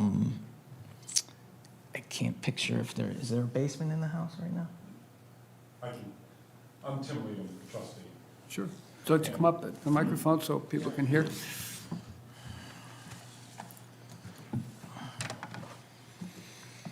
My name is Tim Leadham. I'm the trustee of the property. And my wife, Chris, with me here this evening. And yes, the house currently has a full stand-up basement underneath half of the property. Half of the house is a full basement. And then there's crawl space under the other half. And question as to some of the history here, I got a lot of guidance from both engineering, architect, from the departments within the town for planning this out, which is going to be our retirement home. We've been here in town since 1984. And the steps that we took on this, not knowing whether we can work with the existing house exactly as it is, or have to do a raise on it, not knowing that at the time, we were advised to get the permitting back first in 15 and then in 18, using the existing house. We had the request for the garage, which was approved, and then to handle those areas of the property which improved the access point into the property. And having done that, and now being ready to move on in our personal timetable on things and to make use of the property, full-time, it's now been determined that the best course of action, because of the nature of the structure, because of flood zone requirements, and being able to get things to go under and not be able to do enough of the improvements with an existing basement underneath. I would love not to have to give up a basement. A basement's a nice thing to have. But based on guidelines, regulations as explained to me, and professional input, and involving people in the different sections of the town, the different departments of the town, the approach to the property, the approach now is to use the existing footprint of the house and use the pre-existing approval on the garage and do the thing the best way, the most right way, in one shot. And that's, I thought we were also doing a modified NOI, but in consultation with Cape and Islands, and I believe with your department, I don't know, I was not part of the details, it was advised to have this as a new NOI request, and that's where we are now. Drew, I'm going to ask you a question. We would have to close the order of conditions that's current, correct? You can't have two orders open on the same property. So you have a current open order of conditions that was for the garage, right? We do. That was Correct. extended? Yeah, I mean, so if that order isn't going to be followed up on or actually be concluded, whatever word you want to use for it, it has to be closed out through a certificate of compliance. That's in our regs. If you have an outstanding order that, I mean, it's still valid. So I guess the question is, why keep it open? If it's not germane to anything that you're doing under this new notice, what value is it serving? What purpose is it serving? I mean, this plan in front of you does have all of the details. It lists them as previously approved, restoration areas as previously approved. I don't see why there would be an issue with that. I mean, typically that provision in our bylaw that we changed was for permits that were expired and not closed out. This is an active permit, so it's a little bit of a different situation. But nonetheless. I don't think you can have two orders of condition Right, running simultaneously for the same property. right. That's That a would be, state- yeah, I get where he's coming from with this. If it's not serving any purpose and you're not following up on that specific order of conditions, even though I understand you're referencing it and it's open, it's not serving any purpose in the face of this current proposal. So it makes sense to close it out. You're going to have to close it out eventually, no matter what. If you're proposing nothing at all, you still have to close it out eventually. So it makes sense to just, Or if there was something that is in that current order of conditions that you want to incorporate into this new NOI. Like, I looked at the pier, there's some work being done on that pier. I don't know that it's finished. It says on this that it's finished, but I don't think it is it? The decking is not finished, the structure is finished, and then the contractor needed to go back to another project for a few weeks. The decking is scheduled to be finished next week. Right. And was there beach nourishment that went in that 2018 order? Yes, And that wasn't done? some of it's been done. Yeah, so I think it'd be, it would be a partial, we'd list exactly what was done, it'd be a partial COC request. On the main causeway coming in, we had some, I don't know what the form of the beach grass, but there was going to be a little crown put in and some beach grass on that part where the bulkhead is. That hasn't been done yet. The first causeway has all been done. Drew's been out to the site. One of the things that I would suggest, just in the face of having two open orders and the work not being completed under that previous order as far as beach nourishment and the dock, you could make a condition if you were to approve this, that no construction will commence until that order is complete, the work is complete, and then closed out through a certificate of compliance, thus allowing you to proceed with this order of conditions should the commission grant it. That's the best solution I would have. We don't like to do partial COCs, it gets complicated. I'd rather avoid it if possible. So that's my solution or recommendation to that situation. Would that, can I have a question? Yeah. Would that mean that I would have, or we would have a conditional approval with the garage footprint included in the new NOI so that if we're closing out the current NOI without building the garage, I just don't want to get caught in the middle. Because the entire design is incorporating, we're reducing the current footprint of the current house. Right. And if we get caught in the middle, then we're something that we've owned for a long time, we've been planning for a long time, all of a sudden doesn't become feasible with what we already have for approvals. So I'm just looking for guidance. How do we bridge that? If I can get guidance on how we bridge it. The only thing I can really comment to that is that, it was approved before, which means it met the standards of the Wetlands Protection Act based on the commission's issuance of an order of conditions for that standalone garage. If the commission is agreeable to, issue an order of conditions for this contingent upon closing out the existing order, then it would basically be, up to the commission's discretion, knowing that a garage was previously approved and met the standards, to take that into account with this new notice of intent. It's not a grandfather situation. If you don't construct it, then you don't construct it under that old order. You're now proposing something that's attached to the home, so you can't use a previous order to say, I am grandfathered as this, but it hasn't been built yet. So that's, am I understanding this correctly? You're looking at me Well, I like may I'm- not be asking. I'm looking for the proper guidance in order to handle this, because I'd rather not build the current garage with the dimension we're currently approved. No, Because understood. we're giving up house dimension to offset the 3 feet which was separating. So we're reducing the footprint, but if I don't see how I don't want to get caught in the middle. I think I'm just looking for guidance. How do we not get caught in the middle? Drew, can I ask you a question? Why can't we take that first order and make it, as you're saying, a condition of approval of the current NOI, right? So that I see nothing that violates the bylaws or the regs for them to run concurrently until they complete the first piece of it, close it down, and that could be in our conditioning, so that they can then move on to everything that they've included in this NOI.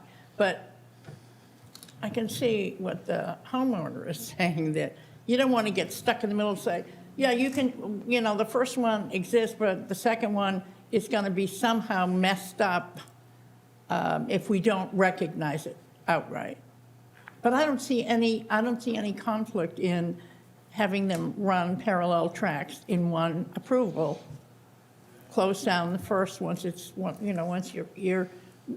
you've completed that piece of it, which in my world would be the garage that's going to be attached to the NOI too.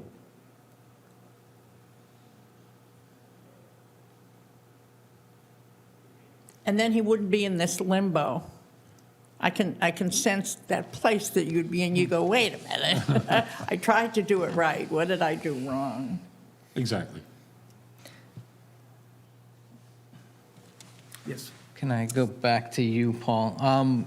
Could you let me know, I mean, which, I'm fully vetted on Regulation 25 now. Could you nail down exactly which section you believe, we're not meeting and,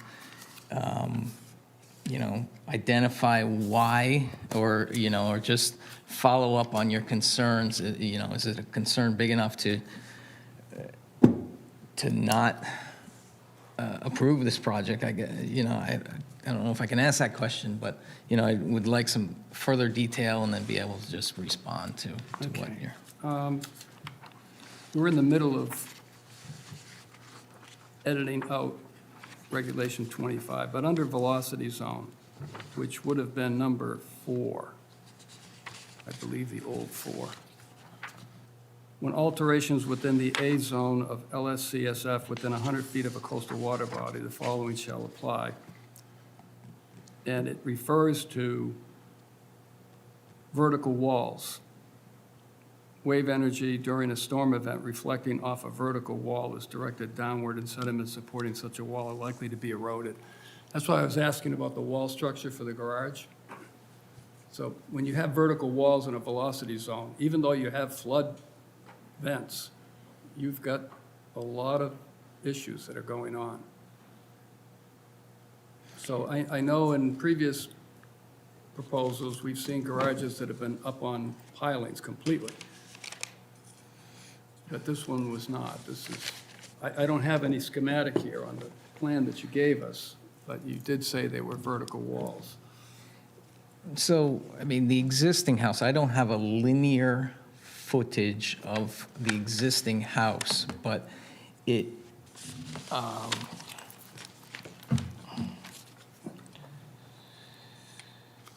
just gonna create a rectangle out of it. It's approximately 50 feet long by 30 feet wide. So 50, 50, 30, there's almost 200 linear feet of existing house that vertical walls that's being removed.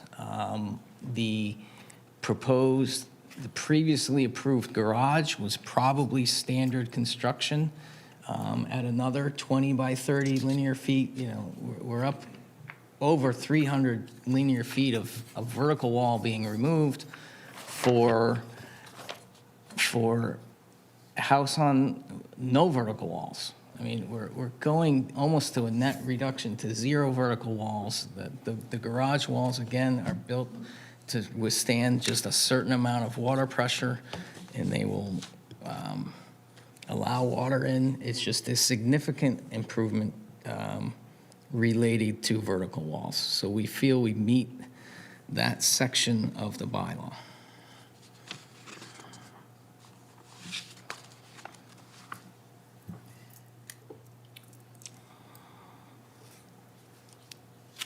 There's no doubt in my mind that it's a significant improvement. But as I read Regulation 25, and it references garages in velocity zones, I have some concerns. Just so your regulation 25 bullet 6, a proposed project within a velocity zone of a beach, dune, barrier beach, coastal bank shall not destroy or otherwise. And it goes on to prohibit those uses of a beach. I honestly believe that's actually a typo. It should say on a beach, dune, barrier beach, coastal bank. This structure is not on or of any of those: beach, dune, barrier beach, coastal bank. And therefore, I believe F, G, H, I, J are not applicable to this house. I just do not believe we don't meet, again, the velocity zone sections of your Regulation 25. also given the improvement to the project, which you've just confirmed, you feel it's improvement.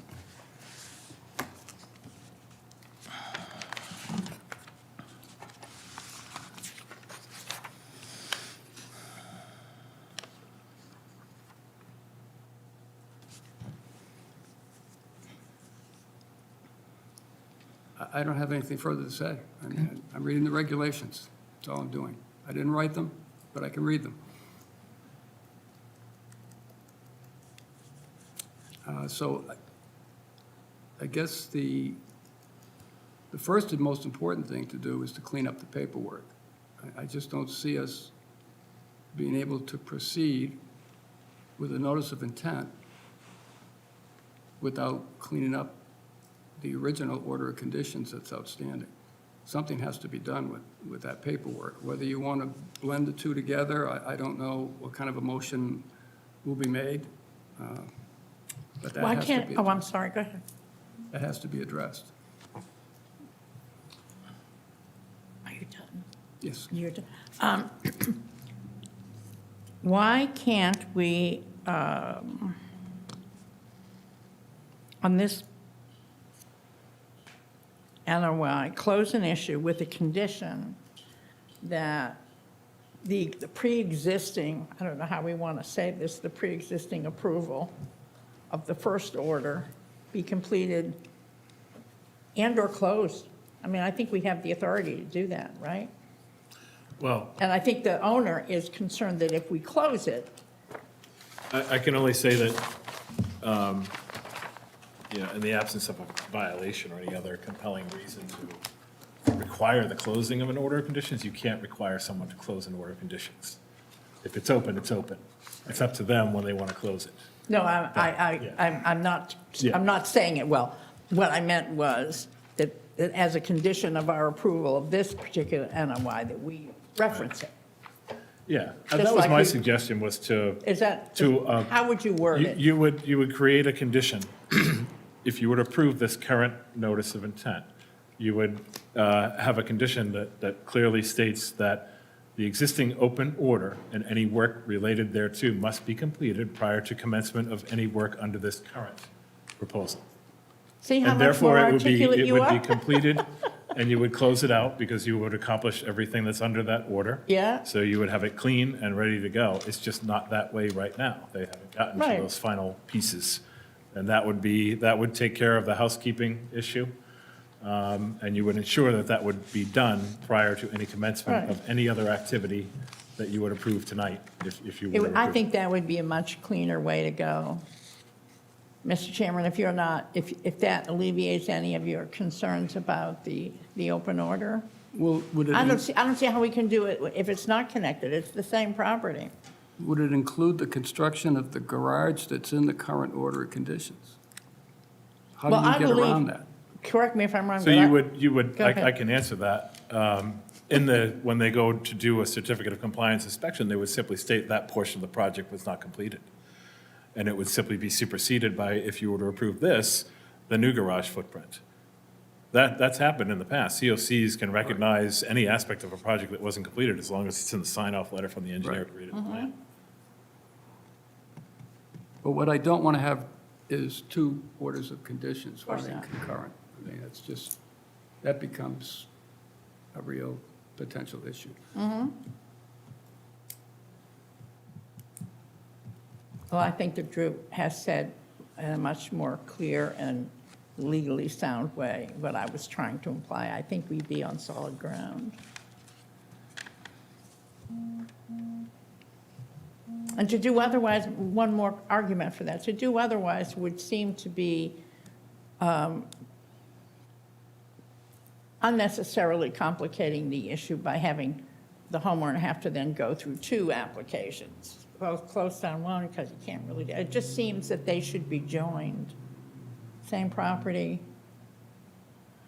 overlapping issues, and I think Drew has recommended a way that it can be done sequentially. Okay? Anything else?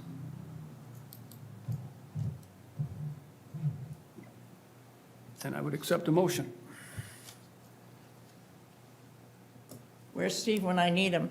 I'm happy to make a motion with the understanding that our agent will correct me if I haven't said it properly, but I move to close and issue property at 71 Monomoskoye for Timothy Leedon, trustee of the Osprey Island Nominee Trust, with the condition of submission of a 3-year signed contract between the homeowner and a qualified professional to monitor and maintain mitigation plantings. Any and all restored areas must meet standards under Regulation 31 and documentation thereof provided to staff. And with the condition that the existing, I don't know if we want to say pre-existing order, Existing order of conditions. the existing order of conditions be satisfied prior to the commencement? Is that what you said, Drew? With apologies to the commission. Well, my suggestion was that the condition be worded as such that no part of this this proposal can commence until the existing other order of condition is completed and closed out through a certificate of compliance. That's exactly what I was saying. Did you get that? Did you get the wording of that? No. For the purpose of this motion, so moved with that language of our agent. Thank you. Is there a second? Second. Thank you, Sandy. So now we have motion on the floor for discussion amongst commissioners. I'll open that up. Anything? Aaron? Oh, I'm all set, thank you. So set. Okay. Hearing no further discussion, I'll take a roll call vote. Marjorie? Yes? Sandy? Yes. Aaron? Yes. I vote no, motion carries. Thank you. Thank you. Thank you. Yeah.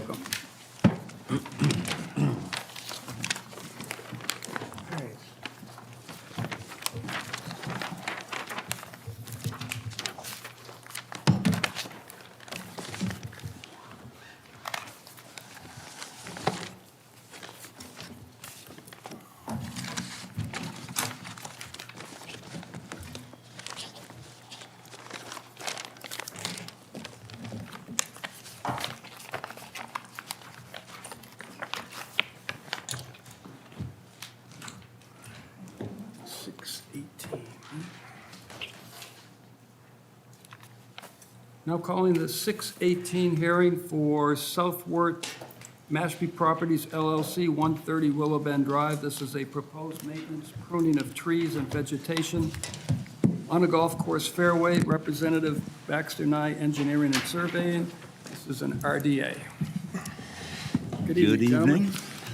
How's everyone tonight? For the record, Matthew Eddy, professional engineer with Baxter Nye Engineering and Surveying, representing Southworth Mashpee Properties. With me is Matt Cladis. You have two Matts tonight. Matt is the golf course manager for the Willow Bend Country Club. The filing before you tonight is an RDA request for cutting and trimming as necessary for to keep safe view for the golf course hole identified as bog number 9. Obviously, the golf hole has existed for, I don't know, probably, what, 20-plus years as far as the... It was built 86 and 87. Yeah, so Somewhere in there. Over 30 years. Obviously, over time, the vegetation has grown up, and Willow Bend needs to trim back that vegetation so that you have safe view and continued play of the hole. And just real quick, and then I'm going to let Matt walk through what he would like to accomplish as far as the methods and so forth. But this is the existing tee box. This is the stream location approximately here. So this area falls within the riverfront area. This tee is about approximately 100 feet or so from the river, and then the fairway starts at about in this area, it's probably about 150 feet. So it's this area that needs to be trimmed out. Again, it's all upper story of the vegetation. There's nothing being cut down at the base. There's significant off of that tee box. There's significant topography. The bank drops, 35 to 50 feet down to the riverbed. So you have the trees, the lower portion of the trees will all be maintained, and it's just to allow safe view for when you're up on the tee box and getting ready to take your shot. So with that, I'm going to just pass it over to Matt, and he can describe, the process that they want to use for this. I know he's reviewed it with Drew previously as well. And with that, I'll turn it over to Matt. Yep, one thing I did want to add too is that right at the bottom of the blue, there are teeing areas up top, and there are teeing areas below on the bottom of the hill, which is just below the white cart path. Yep, so right in there, there are additional tee boxes there that right now, if you are on the top ones, you can't see if anybody is there below. So what we'd like to do is selective pruning and tree topping, so we can gain view back to that corridor and see the fairway and safely see the tees below.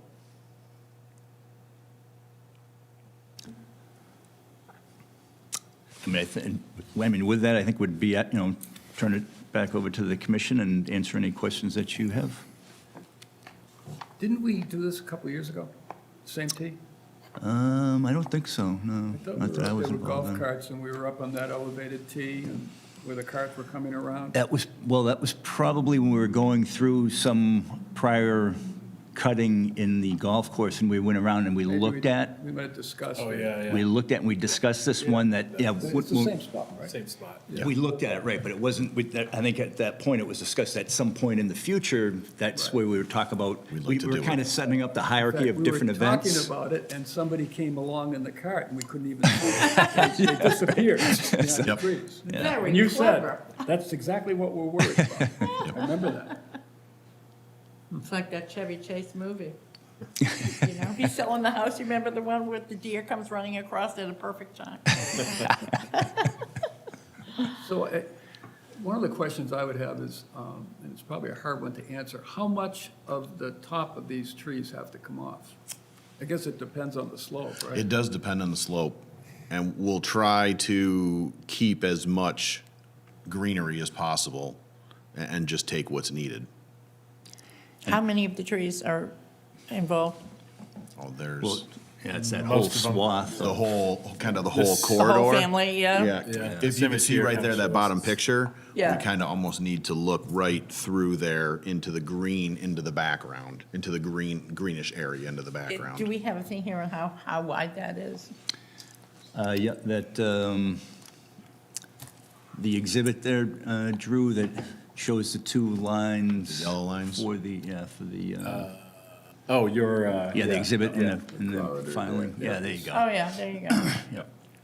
And that's probably, the width of that, I'm approximating here, but it's probably about 50 feet or so, maybe a little bit better. It narrows at the top tee boxes, At the Right. far end, and then Have you it been out there? kind of widens many up. times. Many, many times? Yeah, I I'm couldn't find it. I've played because this I don't course golf numerous that much. times, so I know the tee. When I played the course last fall, I did notice Yeah. you couldn't see Yeah.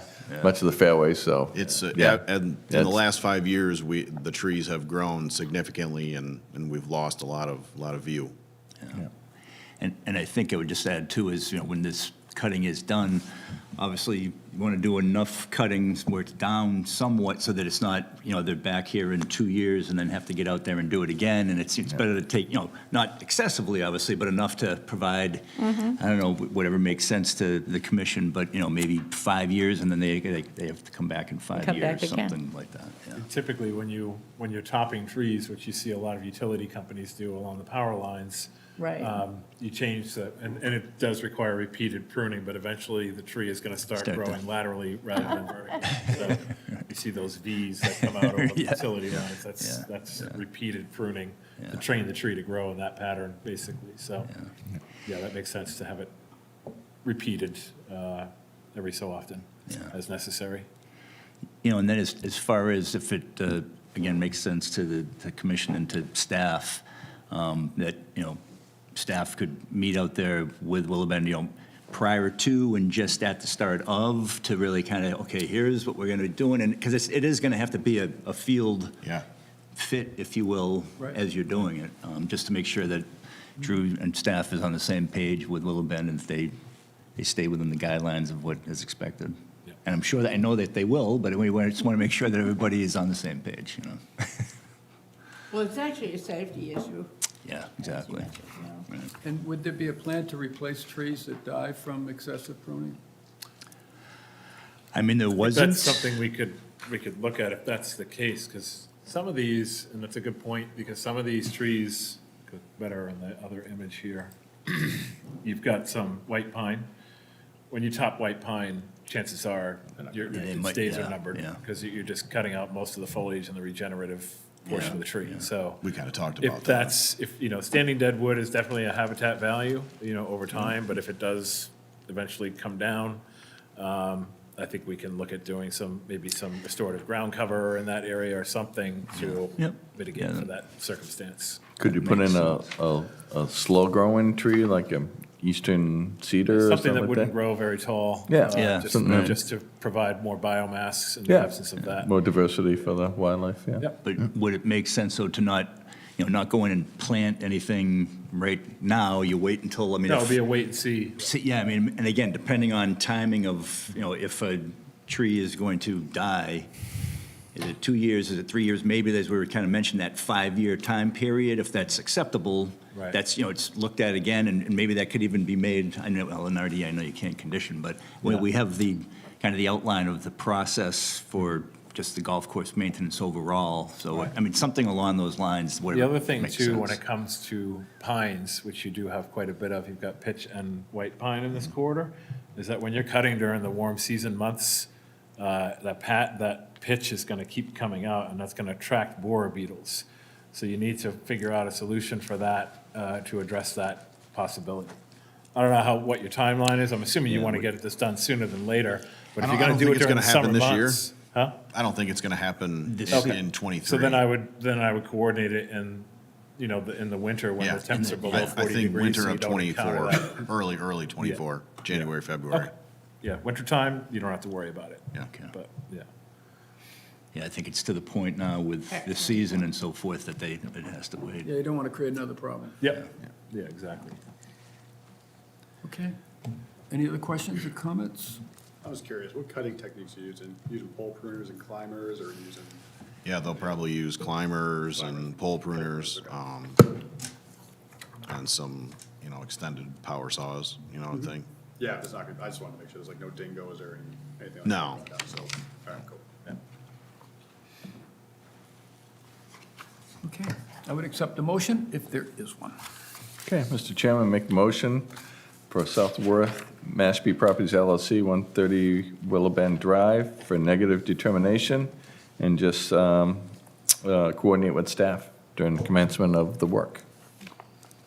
Thank you, Steve. Is there a second? Second. Thank you, Marjorie. Motion made and seconded. Any discussion on the motion by commissioners?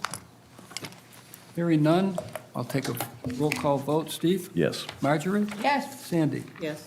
Aaron? Yes. I vote yes as well. Great. Motion carries. Thank you very much. Thanks, Y'all guys. have a good evening. Good luck. Thanks. Okay, I've got one last bit of housekeeping here. Bear with me. Some agendas do not have this on it, but some do. We had a 621 hearing for Paul J. and Catherine M. Thurston, 25 Menemsha Road. Perhaps recall this project. I just want to read into the record, by written notice submitted to the commission on April 13th, the applicant has formally withdrawn this proposal. Thus, there is no request for action presently pending before the commission, and this matter will accordingly be closed without further action by the commission. And I would also accept a motion to accept the withdrawal notice. So moved. Thank you, Steve. Second. Is there a second? Thank you, Marjorie. Any discussion? Hearing none. Steve? Yes. Marjorie? Yes. Sandy? Yes. Aaron? Yes. I vote yes as well, motion carries, so that cleans up that piece of work. That would take us back to pre- and post-hearing agenda items. You have Drew's comments on all of these, unless there's something, Drew, you wanted to add, or if there's some question about any of these. I wanted to just allow Dan to update everybody on the Mashpee River Woodland Trail modifications. Oh, yeah.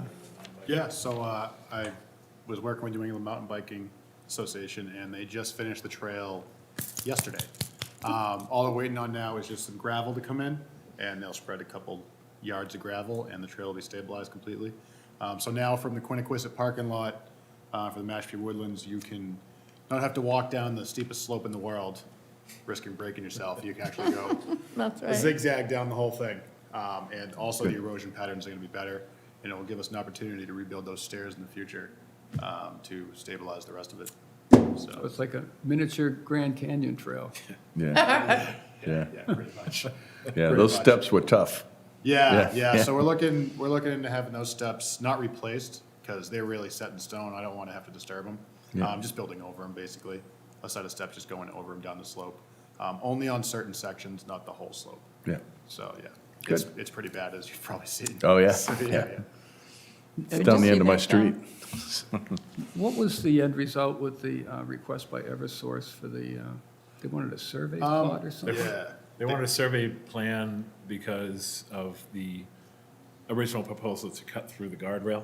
Right, But that's no longer part of this. They were able to figure out a different way. so they just Didn't really dropped that request. involve- Yeah, they ended up going along the side of the guide rail. Didn't have to cut it at all. Didn't affect Eversource's easement, so we're, Yep. Yeah, worked out for everybody in the end. Great. I did have just one other final item. I'm sure most of you are aware that there's been, severe issues with fish passage at Santuit Pond at the fish ladder. This year's no exception. We're seeing repeated washback of herring, and it just seems like the run's getting busier every year. Thankfully, with the Mashpee Wampanoag grant funding to install a video counter, which was installed last year and is again installed this year, we're going to see, it'll really provide hard data on the amount of fish that are passing, given how many are gathered up at the base of the ladder. So we're hoping that that data will help to really move things along in terms of addressing this really bad issue with fish passage with the current design. So I'm going to provide all of you an email contact, and I would appreciate if everyone would take the time to write a letter of support for a redesign or the urgency of this situation, because to have a run as prolific as Santuit and have an inability for the majority of fish, I believe, to get into the pond, and it's opening up to predation as they gather in higher and higher numbers at the base of the ladder, is just a tragic That's so sad. situation. And it needs to be, there needs to be pressure brought upon the powers that be on this design to get it addressed. It's fixed. Just year after year, we're being told we're working on it, and nothing happens. And it's painful to assign counters to this location and then hear them say, none of the fish are getting up, they're They're all not there, getting and through. I'm not getting counts.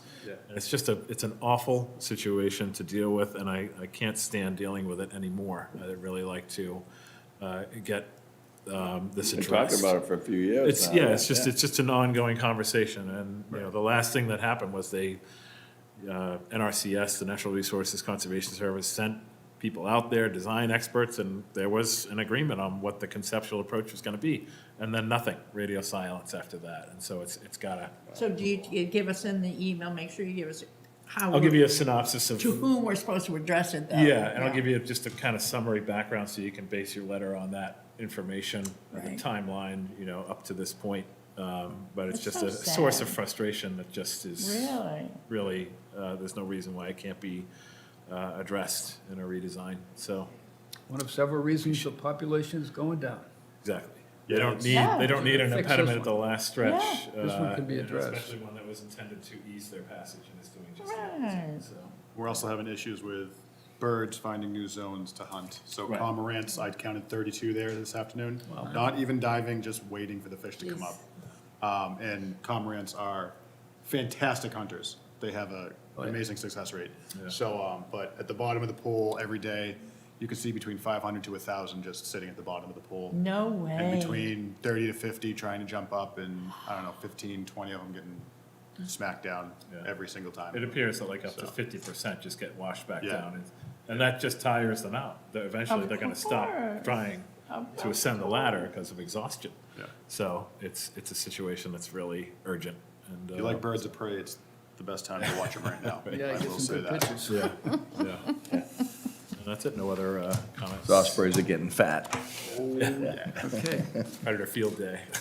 Oh, my God, yeah, we're hitting all my favorite things. Any additional topics before I call for adjournment? None?